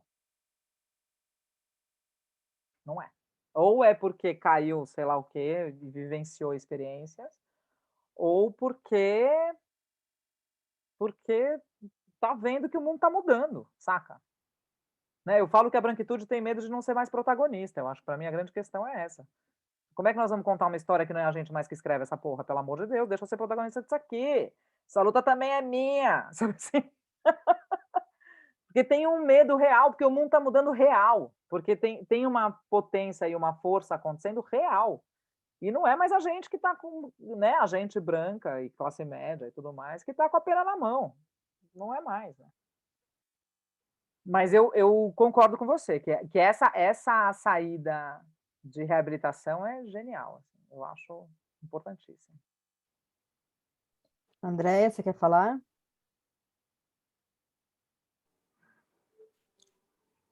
Nossa, eu já até me perdi um pouco aqui, calma aí. Os caderninhos. André com os caderninhos. Não, então, essa questão, eu acho que esses né, reeducação, ressocialização, esses aí a gente precisavam de pensar só sobre isso, porque eu acho que é uma coisa assim, não sei se é algo possível, esses né? Talvez sim, talvez não, né? Mas a gente pensar num adulto que já foi sendo construído dessa maneira, né? Que chega nesse ponto de uma relação, que ele detém ali todos os símbolos de poder e ele usa de tudo isso.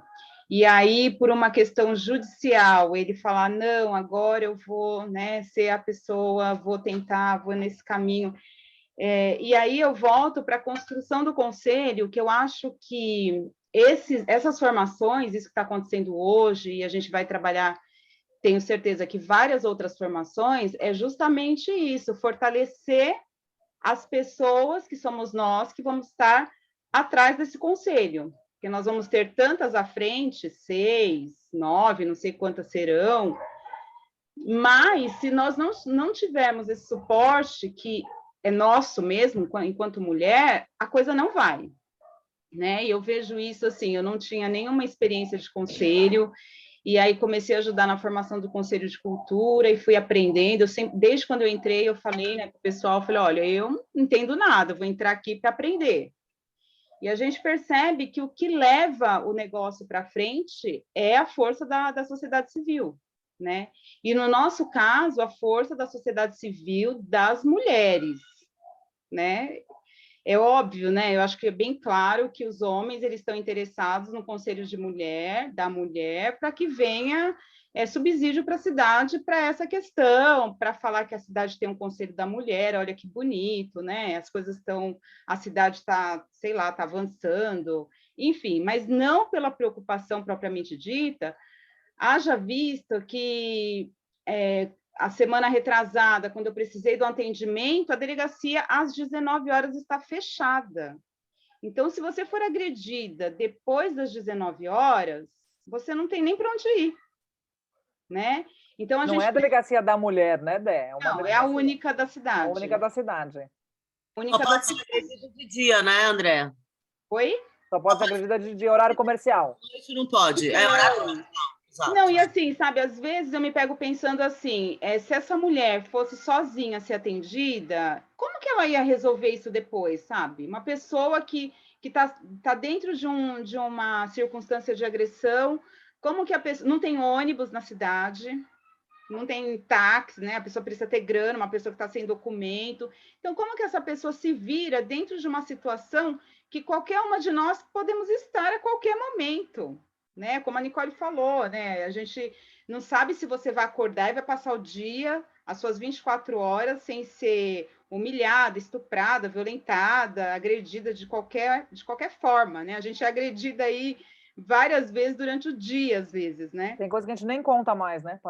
Você deixa passar, né? Eu mesmo estou num grupo que me pediram para tomar algumas decisões, e aí eu coloquei uma situação lá, um homem do grupo botou um negócio por cima, e assim, aí alguém falou para ele, não, mas a Andréia tá vendo isso, mas ele, não, mas não sei o quê.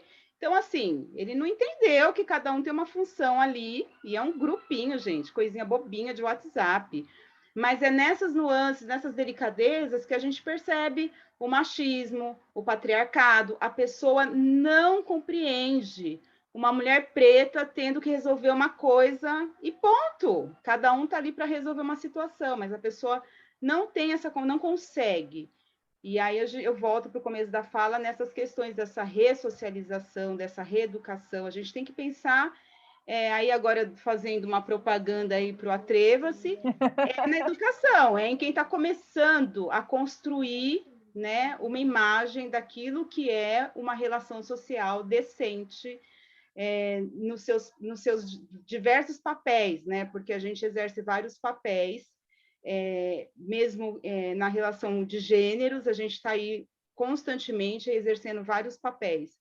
Então, quando você consegue alcançar os jovens e eles param, né, pensam e compreendem, eu acho que esse é o caminho mesmo, é o da educação. Com os mais velhos, a gente tem que mostrar para eles que tem um grupão ali, que o negócio pode pegar para o lado deles e assim, e ser nessa coisa mais bruta mesmo, sabe? Olha, quer dizer, a gente tem um grupo na cidade, tem uma rede de apoio, tem um órgão, tem um telefone. De responsabilização, que é o que falta nessa cidade. Exatamente. As pessoas não são responsabilizadas pelas atitudes. Tem uma dona Joana, então, entendeu? As pessoas têm que saber que tem um universo de mulheres aí e que vai ficar complicada a vida desses caras que querem, né? Botar medo mesmo, chama, né? É isso, com medo mesmo. Eu botei o link André, para falar do Atreva-se. A gente está precisando fazer um financiamento coletivo, pessoal. Está precisando de uns dinheiro. Tem o link aqui do lado. Se alguém puder colaborar, contar para os amigos, por favor. André, só ia te trazer talvez uma esperança que acho que a gente precisa, né, nesse mundo, mas os estudos dizem que, por exemplo, esses grupos reeducativos, eu vou usar esse porque, né, a gente por exemplo, se o cara foi violento com uma mulher, se ele só é preso, quando ele volta, acho que são 95% dos homens que se tornam reincidente, fazem isso novamente. Nesses grupos, acho que por exemplo, assim, 95% não fazem mais, só 5%. Eu não são esses números exatos, tá? Mas é que isso a gente pode tentar aplicar em outras coisas também, né? Que como a gente estava falando desse perto disso já está ótimo. Mas aí assim, é gritante uma questão da reeducação. Então, por isso que eu ainda acredito em reeducação de todas, nós também, enfim. Né? Porque não é uma descoberta tão difícil para o rapaz fazer, né, gente? É só saber que é uma pessoa, não é um negócio. Então, ele para de cometer a violência. Nossa, não é possível que eu não posso mais bater nesse saco de pancada. Não é uma pessoa. Puxa, agora eu sei. Só assim, é que tem esses dados já de estudo, então eu acho interessante passar. Não é exatamente esse número, eu não vou lembrar, mas é tipo uma discrepância assim absurda mesmo, sabe? Então, só para trazer uma esperança, assim, sabe, para gente. Ana Paula, você ia comentar alguma coisa? Você quer falar? Ana Paula com a mãozinha levantada. Quero, duas coisas. Primeiro, assim, eu fico muito aflita, sabe, com tudo isso que a Andrea fala, de não ter uma delegacia, não ter um apoio para uma mulher que sobrevive uma violência e tal. Eu falo que eu sou da ação, né? Tipo, eu já tenho 1000 ideias, não vejo a hora da gente se reunir para fazer as coisas, porque eu já tenho 1000 ideias. Mas, assim, eu acho que antes de conselho ficar montado, qualquer coisa do tipo, a gente podia ter uma linha, como se fosse uma linha de denúncia, sabe? Anônima, qualquer coisa, assim, sei lá, tipo, meio que, olha, espalha pela cidade, sei lá, alguma ideia assim, sabe? Quem pensar melhor podia pensar em alguma coisa e já ir pensando. E uma segunda coisa que eu quero perguntar para a Nicole é assim, eu acho lindo quando ela fala assim, o bonde está andando, você vai ficar para trás, tal, mas, cara, esse negócio de eu, né, como mulher branca, tipo, cheia de privilégio, caralho, que vivia numa bolha progressista, a galera, paz e amor, tal, e vim pra Piracaia, Cara, juro, eu só enxergo fim Mas, de Ana, linha, Piracaia é sabe? Dogville, a mudança não está onde está a classe média. Fica tranquila, de onde a gente vê, não está a mudança. Sim. A, Então, porque para mim a parecia que eu já estava sensação na mudança, o negócio já estava rolando. Daí eu vim para é, Piracaia, cara, o bagulho é tenso, tá o ligado? bagulho é tenso, mas Piracaia é uma cidade de zica. Porque assim, por que eu estou dizendo isso? Porque de onde a gente olha o mundo, Ana, e eu também olho o mundo desse lugar. Para eu poder acreditar no mundo, eu precisei virar ativista. Por mais incrível que isso possa parecer. Eu só consegui acreditar que o mundo vai mudar quando eu encontrei muitos ativistas e muitas ativistas. E aí eu vou entendendo aonde estão as forças de poder, que não é aonde está a classe média. A classe média compra paz em 12 vezes no cartão, Ana. A classe média está cagando para a revolução. A classe média quer manter tudo onde está. A classe média transforma uma, uma volta para esse sentido de natureza e tal numa agenda lunar. É isso que a gente faz. Entendeu? Sem nenhum preconceito, tá tudo certo, todo mundo usa o que quiser. Mas a gente transforma saberes, a gente pega saberes, a gente rouba saberes, a gente transforma saberes em coisas que você devolve para a sociedade de uma maneira absolutamente esvaziada de conceito, de força, de poder, né? Então, de onde a gente vê o mundo, realmente é um lugar muito desesperador, é uma bosta, porque a gente vê o mundo aonde o poder se manifesta, né? Então, quando a gente olha para o lado, você fala assim, ninguém dessas pessoas vai deixar de manifestar poder, e não vai mesmo. E aqui em Piracaia, eu te falo sem medo, isso quem me conhece sabe, eu falo, gente, isso aqui é Dogville. É uma cidade que você fala, ai, que delícia, vamos morar na roça. A hora que você vê, você está sendo expulsa de grupo, o nego tá falando que tudo bem. É uma loucura, estão tirando mulher do grupo porque a outra traiu, sei lá, eu com sei lá quem. É um troço 1940, entendeu? Estou vivendo coisas aqui que eu, há sei lá quantos mil anos, eu nem sabia que era possível. Sabe? Eu falo, gente, mas que loucura, esse pessoal voltou para onde, 1930? Por outro lado, foi aqui em Piracaia também que eu conheci uma pessoa que nem a Andréia, que nem a Edi, entende? Que tem uma outra perspectiva de realidade do mundo. Tem um outro espaço de realidade do mundo. Esse espaço faz com que a gente consiga montar um festival em um mês em Batuba, porque não é sobre poder, né? Então, eu entendo super o que você fala, dá um puta desespero, mas quando eu falo o bonde está andando, porque hoje você tem um cara como o Douglas Belchior, candidato a deputado federal. Você tem a Carmen Silva como candidata a deputada federal. Você tem o Chavoso falando para 100 Inclusive, mil pessoas minha no. última vereadora, Carminha. Entende? Amo. A gente tem um espaço, a gente tem um cara, a gente tem a Guajajara que está vindo aqui bater papo com a gente aqui em Piracaia, cara, a Guajajara. Entendeu? A gente tem um espaço de mudança, de transformação e de possibilidade que a classe média não pode tomar para si. Essa é a real. Tomou para si, fudeu, virou 12 vezes, virou agenda, virou sei lá o quê, virou qualquer merda. Porque você tem um troço que a gente sabe fazer, é esvaziar de sentido e virar commodity. Isso é um troço que ninguém sabe fazer melhor que a branquitude. Ninguém. Ninguém. Né? Tem uma lógica que é assim, esses dias que eu me dei conta, gente, faz tempo que eu estudo essas porra, viu? Faz tempo. Eu li em algum livro, que eu não vou saber qual, falando uma coisa óbvia sobre a acumulação primitiva. O que é a acumulação primitiva, gente, do Marx? Que o Marx fundou todo o pensamento a partir disso. É roubo. É roubo. É uma galera que chega lá numa comunidade indígena e fala, isso aqui é meu. E mata os indígenas e pega a pedra e diz, agora nós vamos usar essa bauxita para fazer celular. E bota essa bosta no celular e vende para todo mundo. Entende? A gente, quando a gente começa a transformar a narrativa, qual é o pânico de uma conversa como essa, né? Eu entendo porque a gente está vendo hoje, né? E é óbvio, porque está colado na gente. Tem um desgraçado que estuprou uma menina na semana passada dentro de uma sala de parto, né? É um troço muito assustador, é muito perto da gente, né? Faz um mês, um rapaz foi assassinado numa câmara de gás improvisada numa avenida de dia. É muito grave o que nós estamos vivendo. Muito, muito grave. Por outro lado, hoje a gente tem acesso a pensamentos e narrativas que a gente nem faz ideia. Hoje você senta para ouvir um Krenak, por exemplo, você sai sem ar. Né? Hoje você tem uma editora como Oralituras que só edita gente preta. Hoje você tem um espaço que diz mulher branca não entra. E é importante não entrar. Por quê? Porque ali está se criando e fomentando coisas que a gente não pode saber, porque a gente tem um pacto de raça e a gente tem um pacto social. Nós estamos pagando essa conta aí. A nossa geração está pagando essa conta. Ah, mas eu sou legal. Ah, guarda para você. Toda a sua legalidade, né?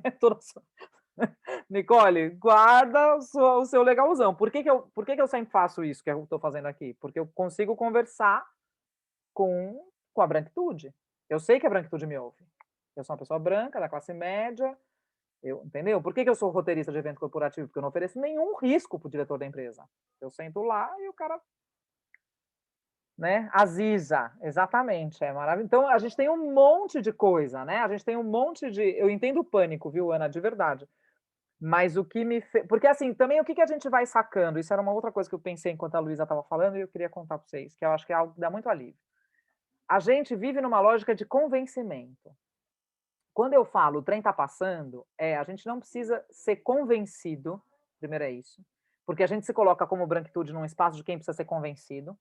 Então, a Andrea vem me falar alguma coisa, eu falo, mas eu não concordo. Esse meu não concordo deslegitima tudo que a Andrea falou. Então, quando a gente tira essa importância de ser convencido, isso que a Andrea fala é algo que é importante e fundamental a partir de algo, de uma experiência e de uma fricção de narrativa que a Andrea coloca aqui. Ponto final. Assim como eu não preciso ser convencida pela Andrea, eu não preciso convencer ninguém.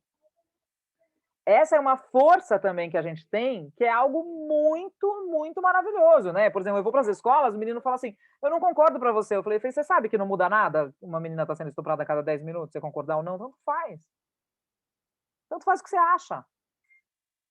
Os homens ficam doidos. Quem já foi em jogo comigo sabe que eu faço isso. Tanto faz o que você acha. Porque a verdade é essa, tanto faz o que a gente acha, tanto faz o que a nossa bolha acha. Tanto faz. Entendeu? Tem gente se articulando. Vão ouvir o Chavoso, vão ouvir a Tamires Coutinho, vão ouvir o Galo, né? Tem muita gente se articulando e resta a gente acompanhar. Nesse sentido é isso, assim, a gente vai ser atropelado.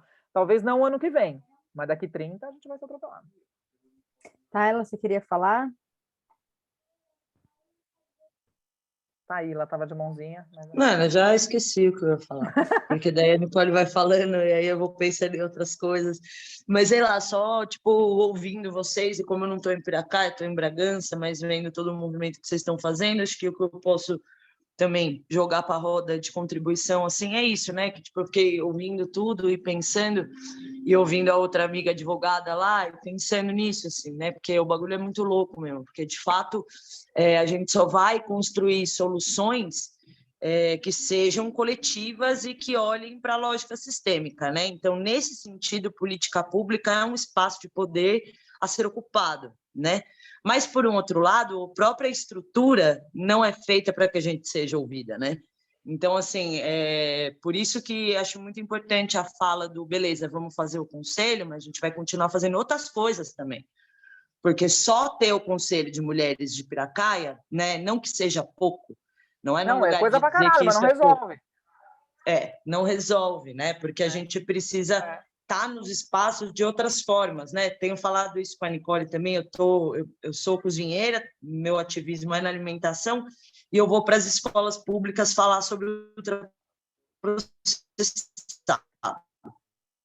É uma merda, né? Porque você vira o portador das más notícias e você chega para dizer, olha, então, né? Existe um projeto... Tá rolando? Travou? Tá. Tá rolando? Tá rolando? Tá. Existe um projeto de matar a população também pela alimentação ou pela falta dela, né? Então é uma merda você ter que ir falar sobre isso. Mas, por exemplo, hoje a gente tem aí essa história do ensino integral, não tem professor para cobrir esse negócio, e a esquerda está fazendo campanha pro Lula, tá ligado? A esquerda está colocando Juliette no Alckmin, mano. E tirando foto, achando que está abalando, tá ligado? Então, assim, a gente também vai deixando passar um monte de oportunidade de criar mudanças reais, porque era hora de estar todo mundo para as escolas.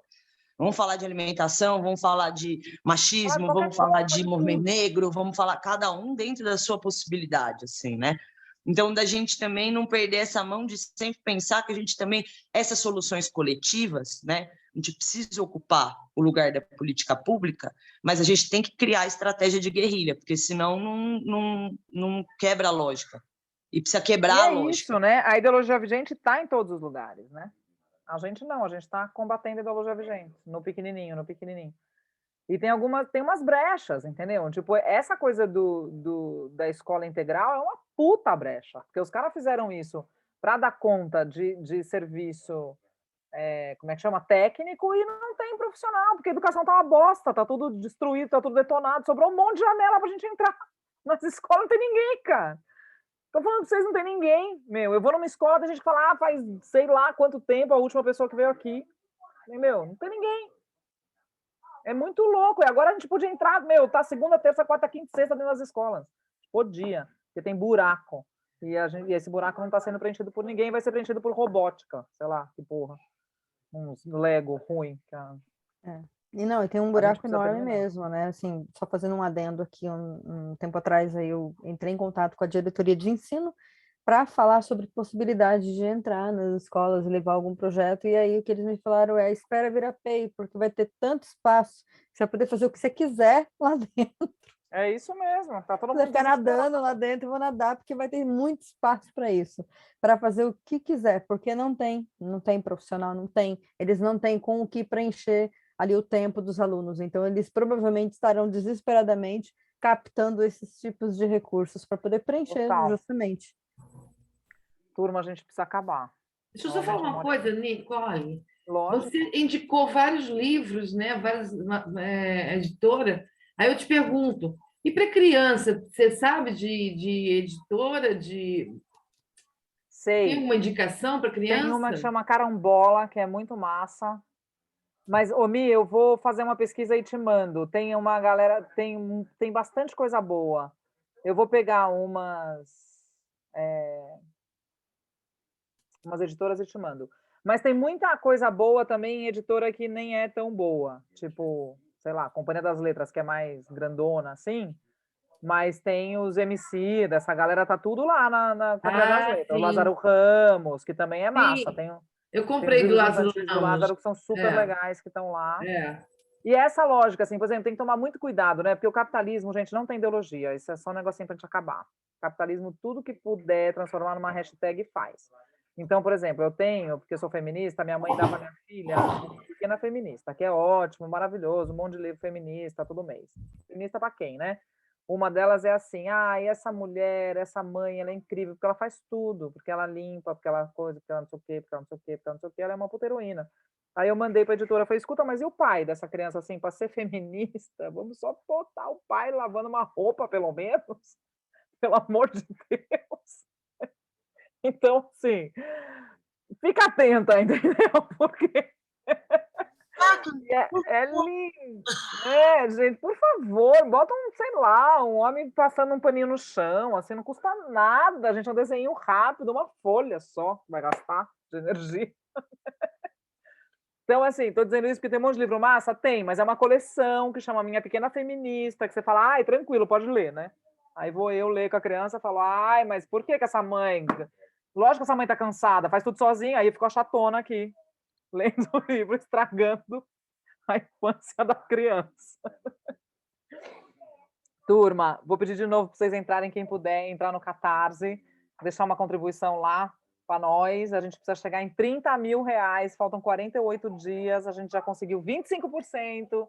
Eu sou duplamente monotemática, sou bitemática, eu falo do patriarcado e do Catarse até acabar esse inferno. Foi um prazer inenarrável. Eu queria só pontuar uma coisa, não sei se rapidamente, Lógico, quanto aos conselhos, que é o essencial mesmo de vocês manterem isso aqui. Eu não quero ser pessimista de forma alguma, gente, mas muita coisa vai ser barrada no conselho, sabe? Ou pode ser barrada pelo conselho. Então, é bom ter esses outros grupos para falar, ok, aqui a gente não está conseguindo fazer isso, meu bem. Mas por aqui eu vou fazer aqui, entendeu? Boa. Porque, assim, a gente tem esse conselho aqui em Salto já faz um tempinho, né? E, assim, tem um monte de mulher bolsominion dentro do conselho, entende? Então, é muito difícil. Elas estão em todos os lugares. Assim, enfim, tem o poder público, né? Que às vezes o papel do conselho é contrário ao poder público, mas tem o poder público ali dentro, então precisa estar muito bem articulada, né? Então fica aí como dica, tá, gente? Não, eu espero que a experiência de vocês seja diferente, tá? Mas não Eu tô vai ser, trazendo amor. Aqui tem 85% da população aqui é bolsonarista, não vai ser. aqui não logo é e viu. diferente em Salto. Então é isso, assim, articulem, porque por incrível que pareça, eu agora presidenta da Comissão da Mulher Advogada da OAB, estou conseguindo fazer mais coisa do que eu fiz dentro do conselho, dentro de uma instituição como a OAB. Olha que eu não imaginava isso, sabe? Mas eu fui procurando, eu fui buscando, eu tentei movimento feminista, a gente não conseguiu se articular direito. Tentei no conselho, a articulação é assim. Falei, mano, vou tentar, recebi esse convite, vamos ver. E aí eu tô conseguindo algumas coisas a mais, que em outros lugares eu não consegui. Então, às vezes, também é ir buscando, sabe? Mas Lógico. apoiem sempre nessa rede, gente. Acho que é isso, eu Ótimo. podia dar uma dica. Ô, Assim, das Lu, eu vou te experiências. chamar um dia para a gente fazer um papão aqui sobre conselhos. Pode ser bom, né, ideia? Edi? Eu te chamo, te aviso. Já, menina, já tá ferrada. Já tô com seu WhatsApp, isso é um perigo. Eu me chama que eu vou, eu sou assim. Tá eu bom. adoro. Nicole, deixa Oi, eu falar uma amore. coisa. Você sabe, eu já conversei com você sobre isso, e esses jogos me interessam muito. E eu sempre trabalhei em escolas, e eu gostaria de continuar esse trabalho em escolas, porque eu acho que é por aí, sabe, que a coisa Também acontece, acho. é por aí, né? É desvendar, é abrir, é mostrar, é fazer pensar. Então, eu queria, mais uma vez, reforçar essa coisa dos jogos.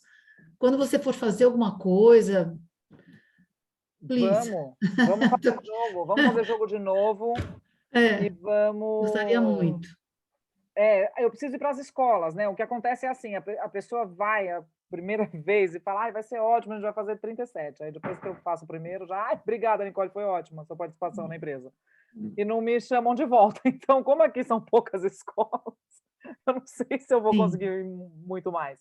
Mas eu acho que a gente pode tentar ir mais escolas, e até nas escolas que a gente já foi, agora tem jogo novo, de repente eu consigo entrar por uma outra via, um jogo novo. Teve uma escola que a gente foi para falar sobre gravidez na adolescência, eu vou usando essas brechas, assim, o que precisa falar? Aí vamos Eu posso te ajudar também na divulgação, de falar, sei lá, Oba, vamos tentar articular umas escolas, maravilhoso. Né? E o financiamento é justamente para isso, para a gente poder ir para as escolas sem precisar envolver grana, entendeu? Então, por exemplo, a semana passada eu fui convidada para ir para a Bahia, para fazer 3 escolas no sertão da Bahia. Mas não tem dinheiro, então a gente precisa fazer esse... Aí eu falei, eu pago, só preciso fazer o financiamento coletivo, porque para mim interessa ir para a Bahia fazer isso aí, entendeu? Mas precisa de grana, né? Precisa de grana para passagem, precisa de grana assim, né? Para a gente conseguir perder um trabalho para poder ir lá, essas coisas. Não, vamos batalhar aí para... Bora. Amores. Prazer em Calma aí, Antônia quer falar ali, ó. Antônia. Desculpa, não tinha visto, Antônia.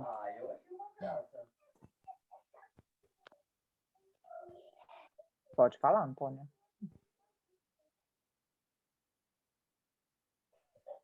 Acho que foi só sem querer, não foi, não? Será? Antônia, Antônia. Acho que abri agora o som. Abriu. Abriu. Aê.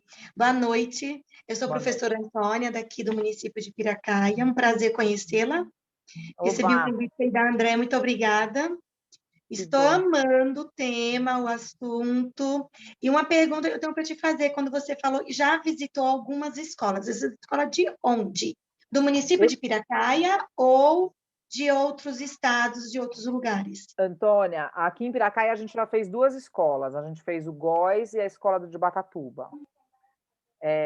Porque também eu vim para cá na pandemia, né? Então ficou um tempo parado por causa da pandemia, aí quando abriu eu consegui ir no GOIS e nessa em Batatuba.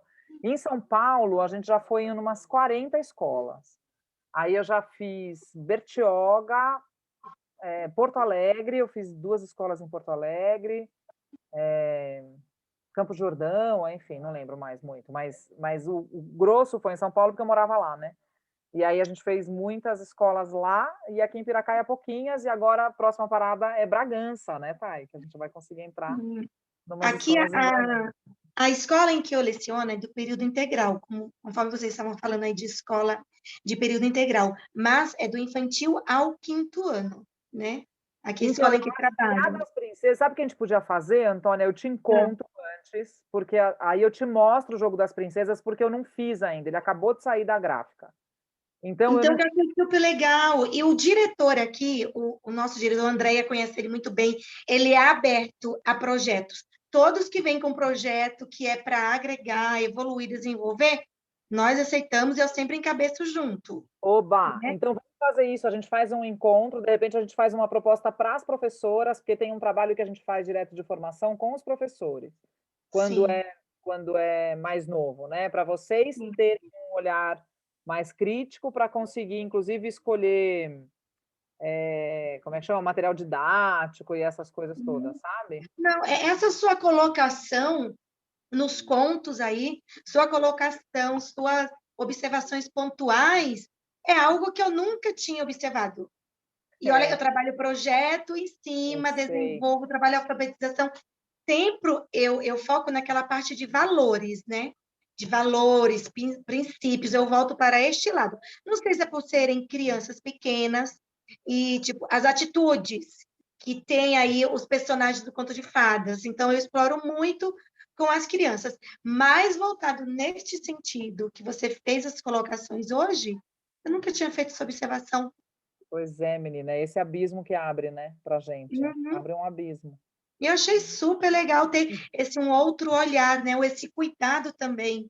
E através de um conto de fada, assim como eu exploro os princípios, valores e alfabetização, a gente pode ir muito mais além.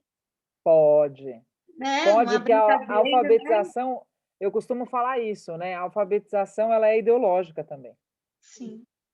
Ela está a Gostei, serviço amei, de viu? algo. E parabéns vocês. E olha, com relação ao conselho, né? O que precisar de mim, se precisar de membros, porque quanto mais membros, melhor. Eu faço parte do conselho de alimentação também. E vejo a luta que é. Muito complicado, muito difícil. Os membros, os participantes, né? Sempre estão em falta. Essa semana passada nós nos reunimos, foram 4 membros só. Então, muito pouco. É um inferno isso, Né? Então, Bom, tem que ser vamos bem para atuante, mais, né? mais melhor. Prazer, tá? Não quero me Prazer, prolongar. Antônia. Obrigada. Acho que é isso, né, turma? Acho que é isso, gente. Obrigadão a todas aí presentes que ficaram firme e forte até agora. Firme e forte. Alice lindona. Beijo, amores. Boa noite, um abraço. Boa noite, valeu. Obrigada. Tchau, tchau.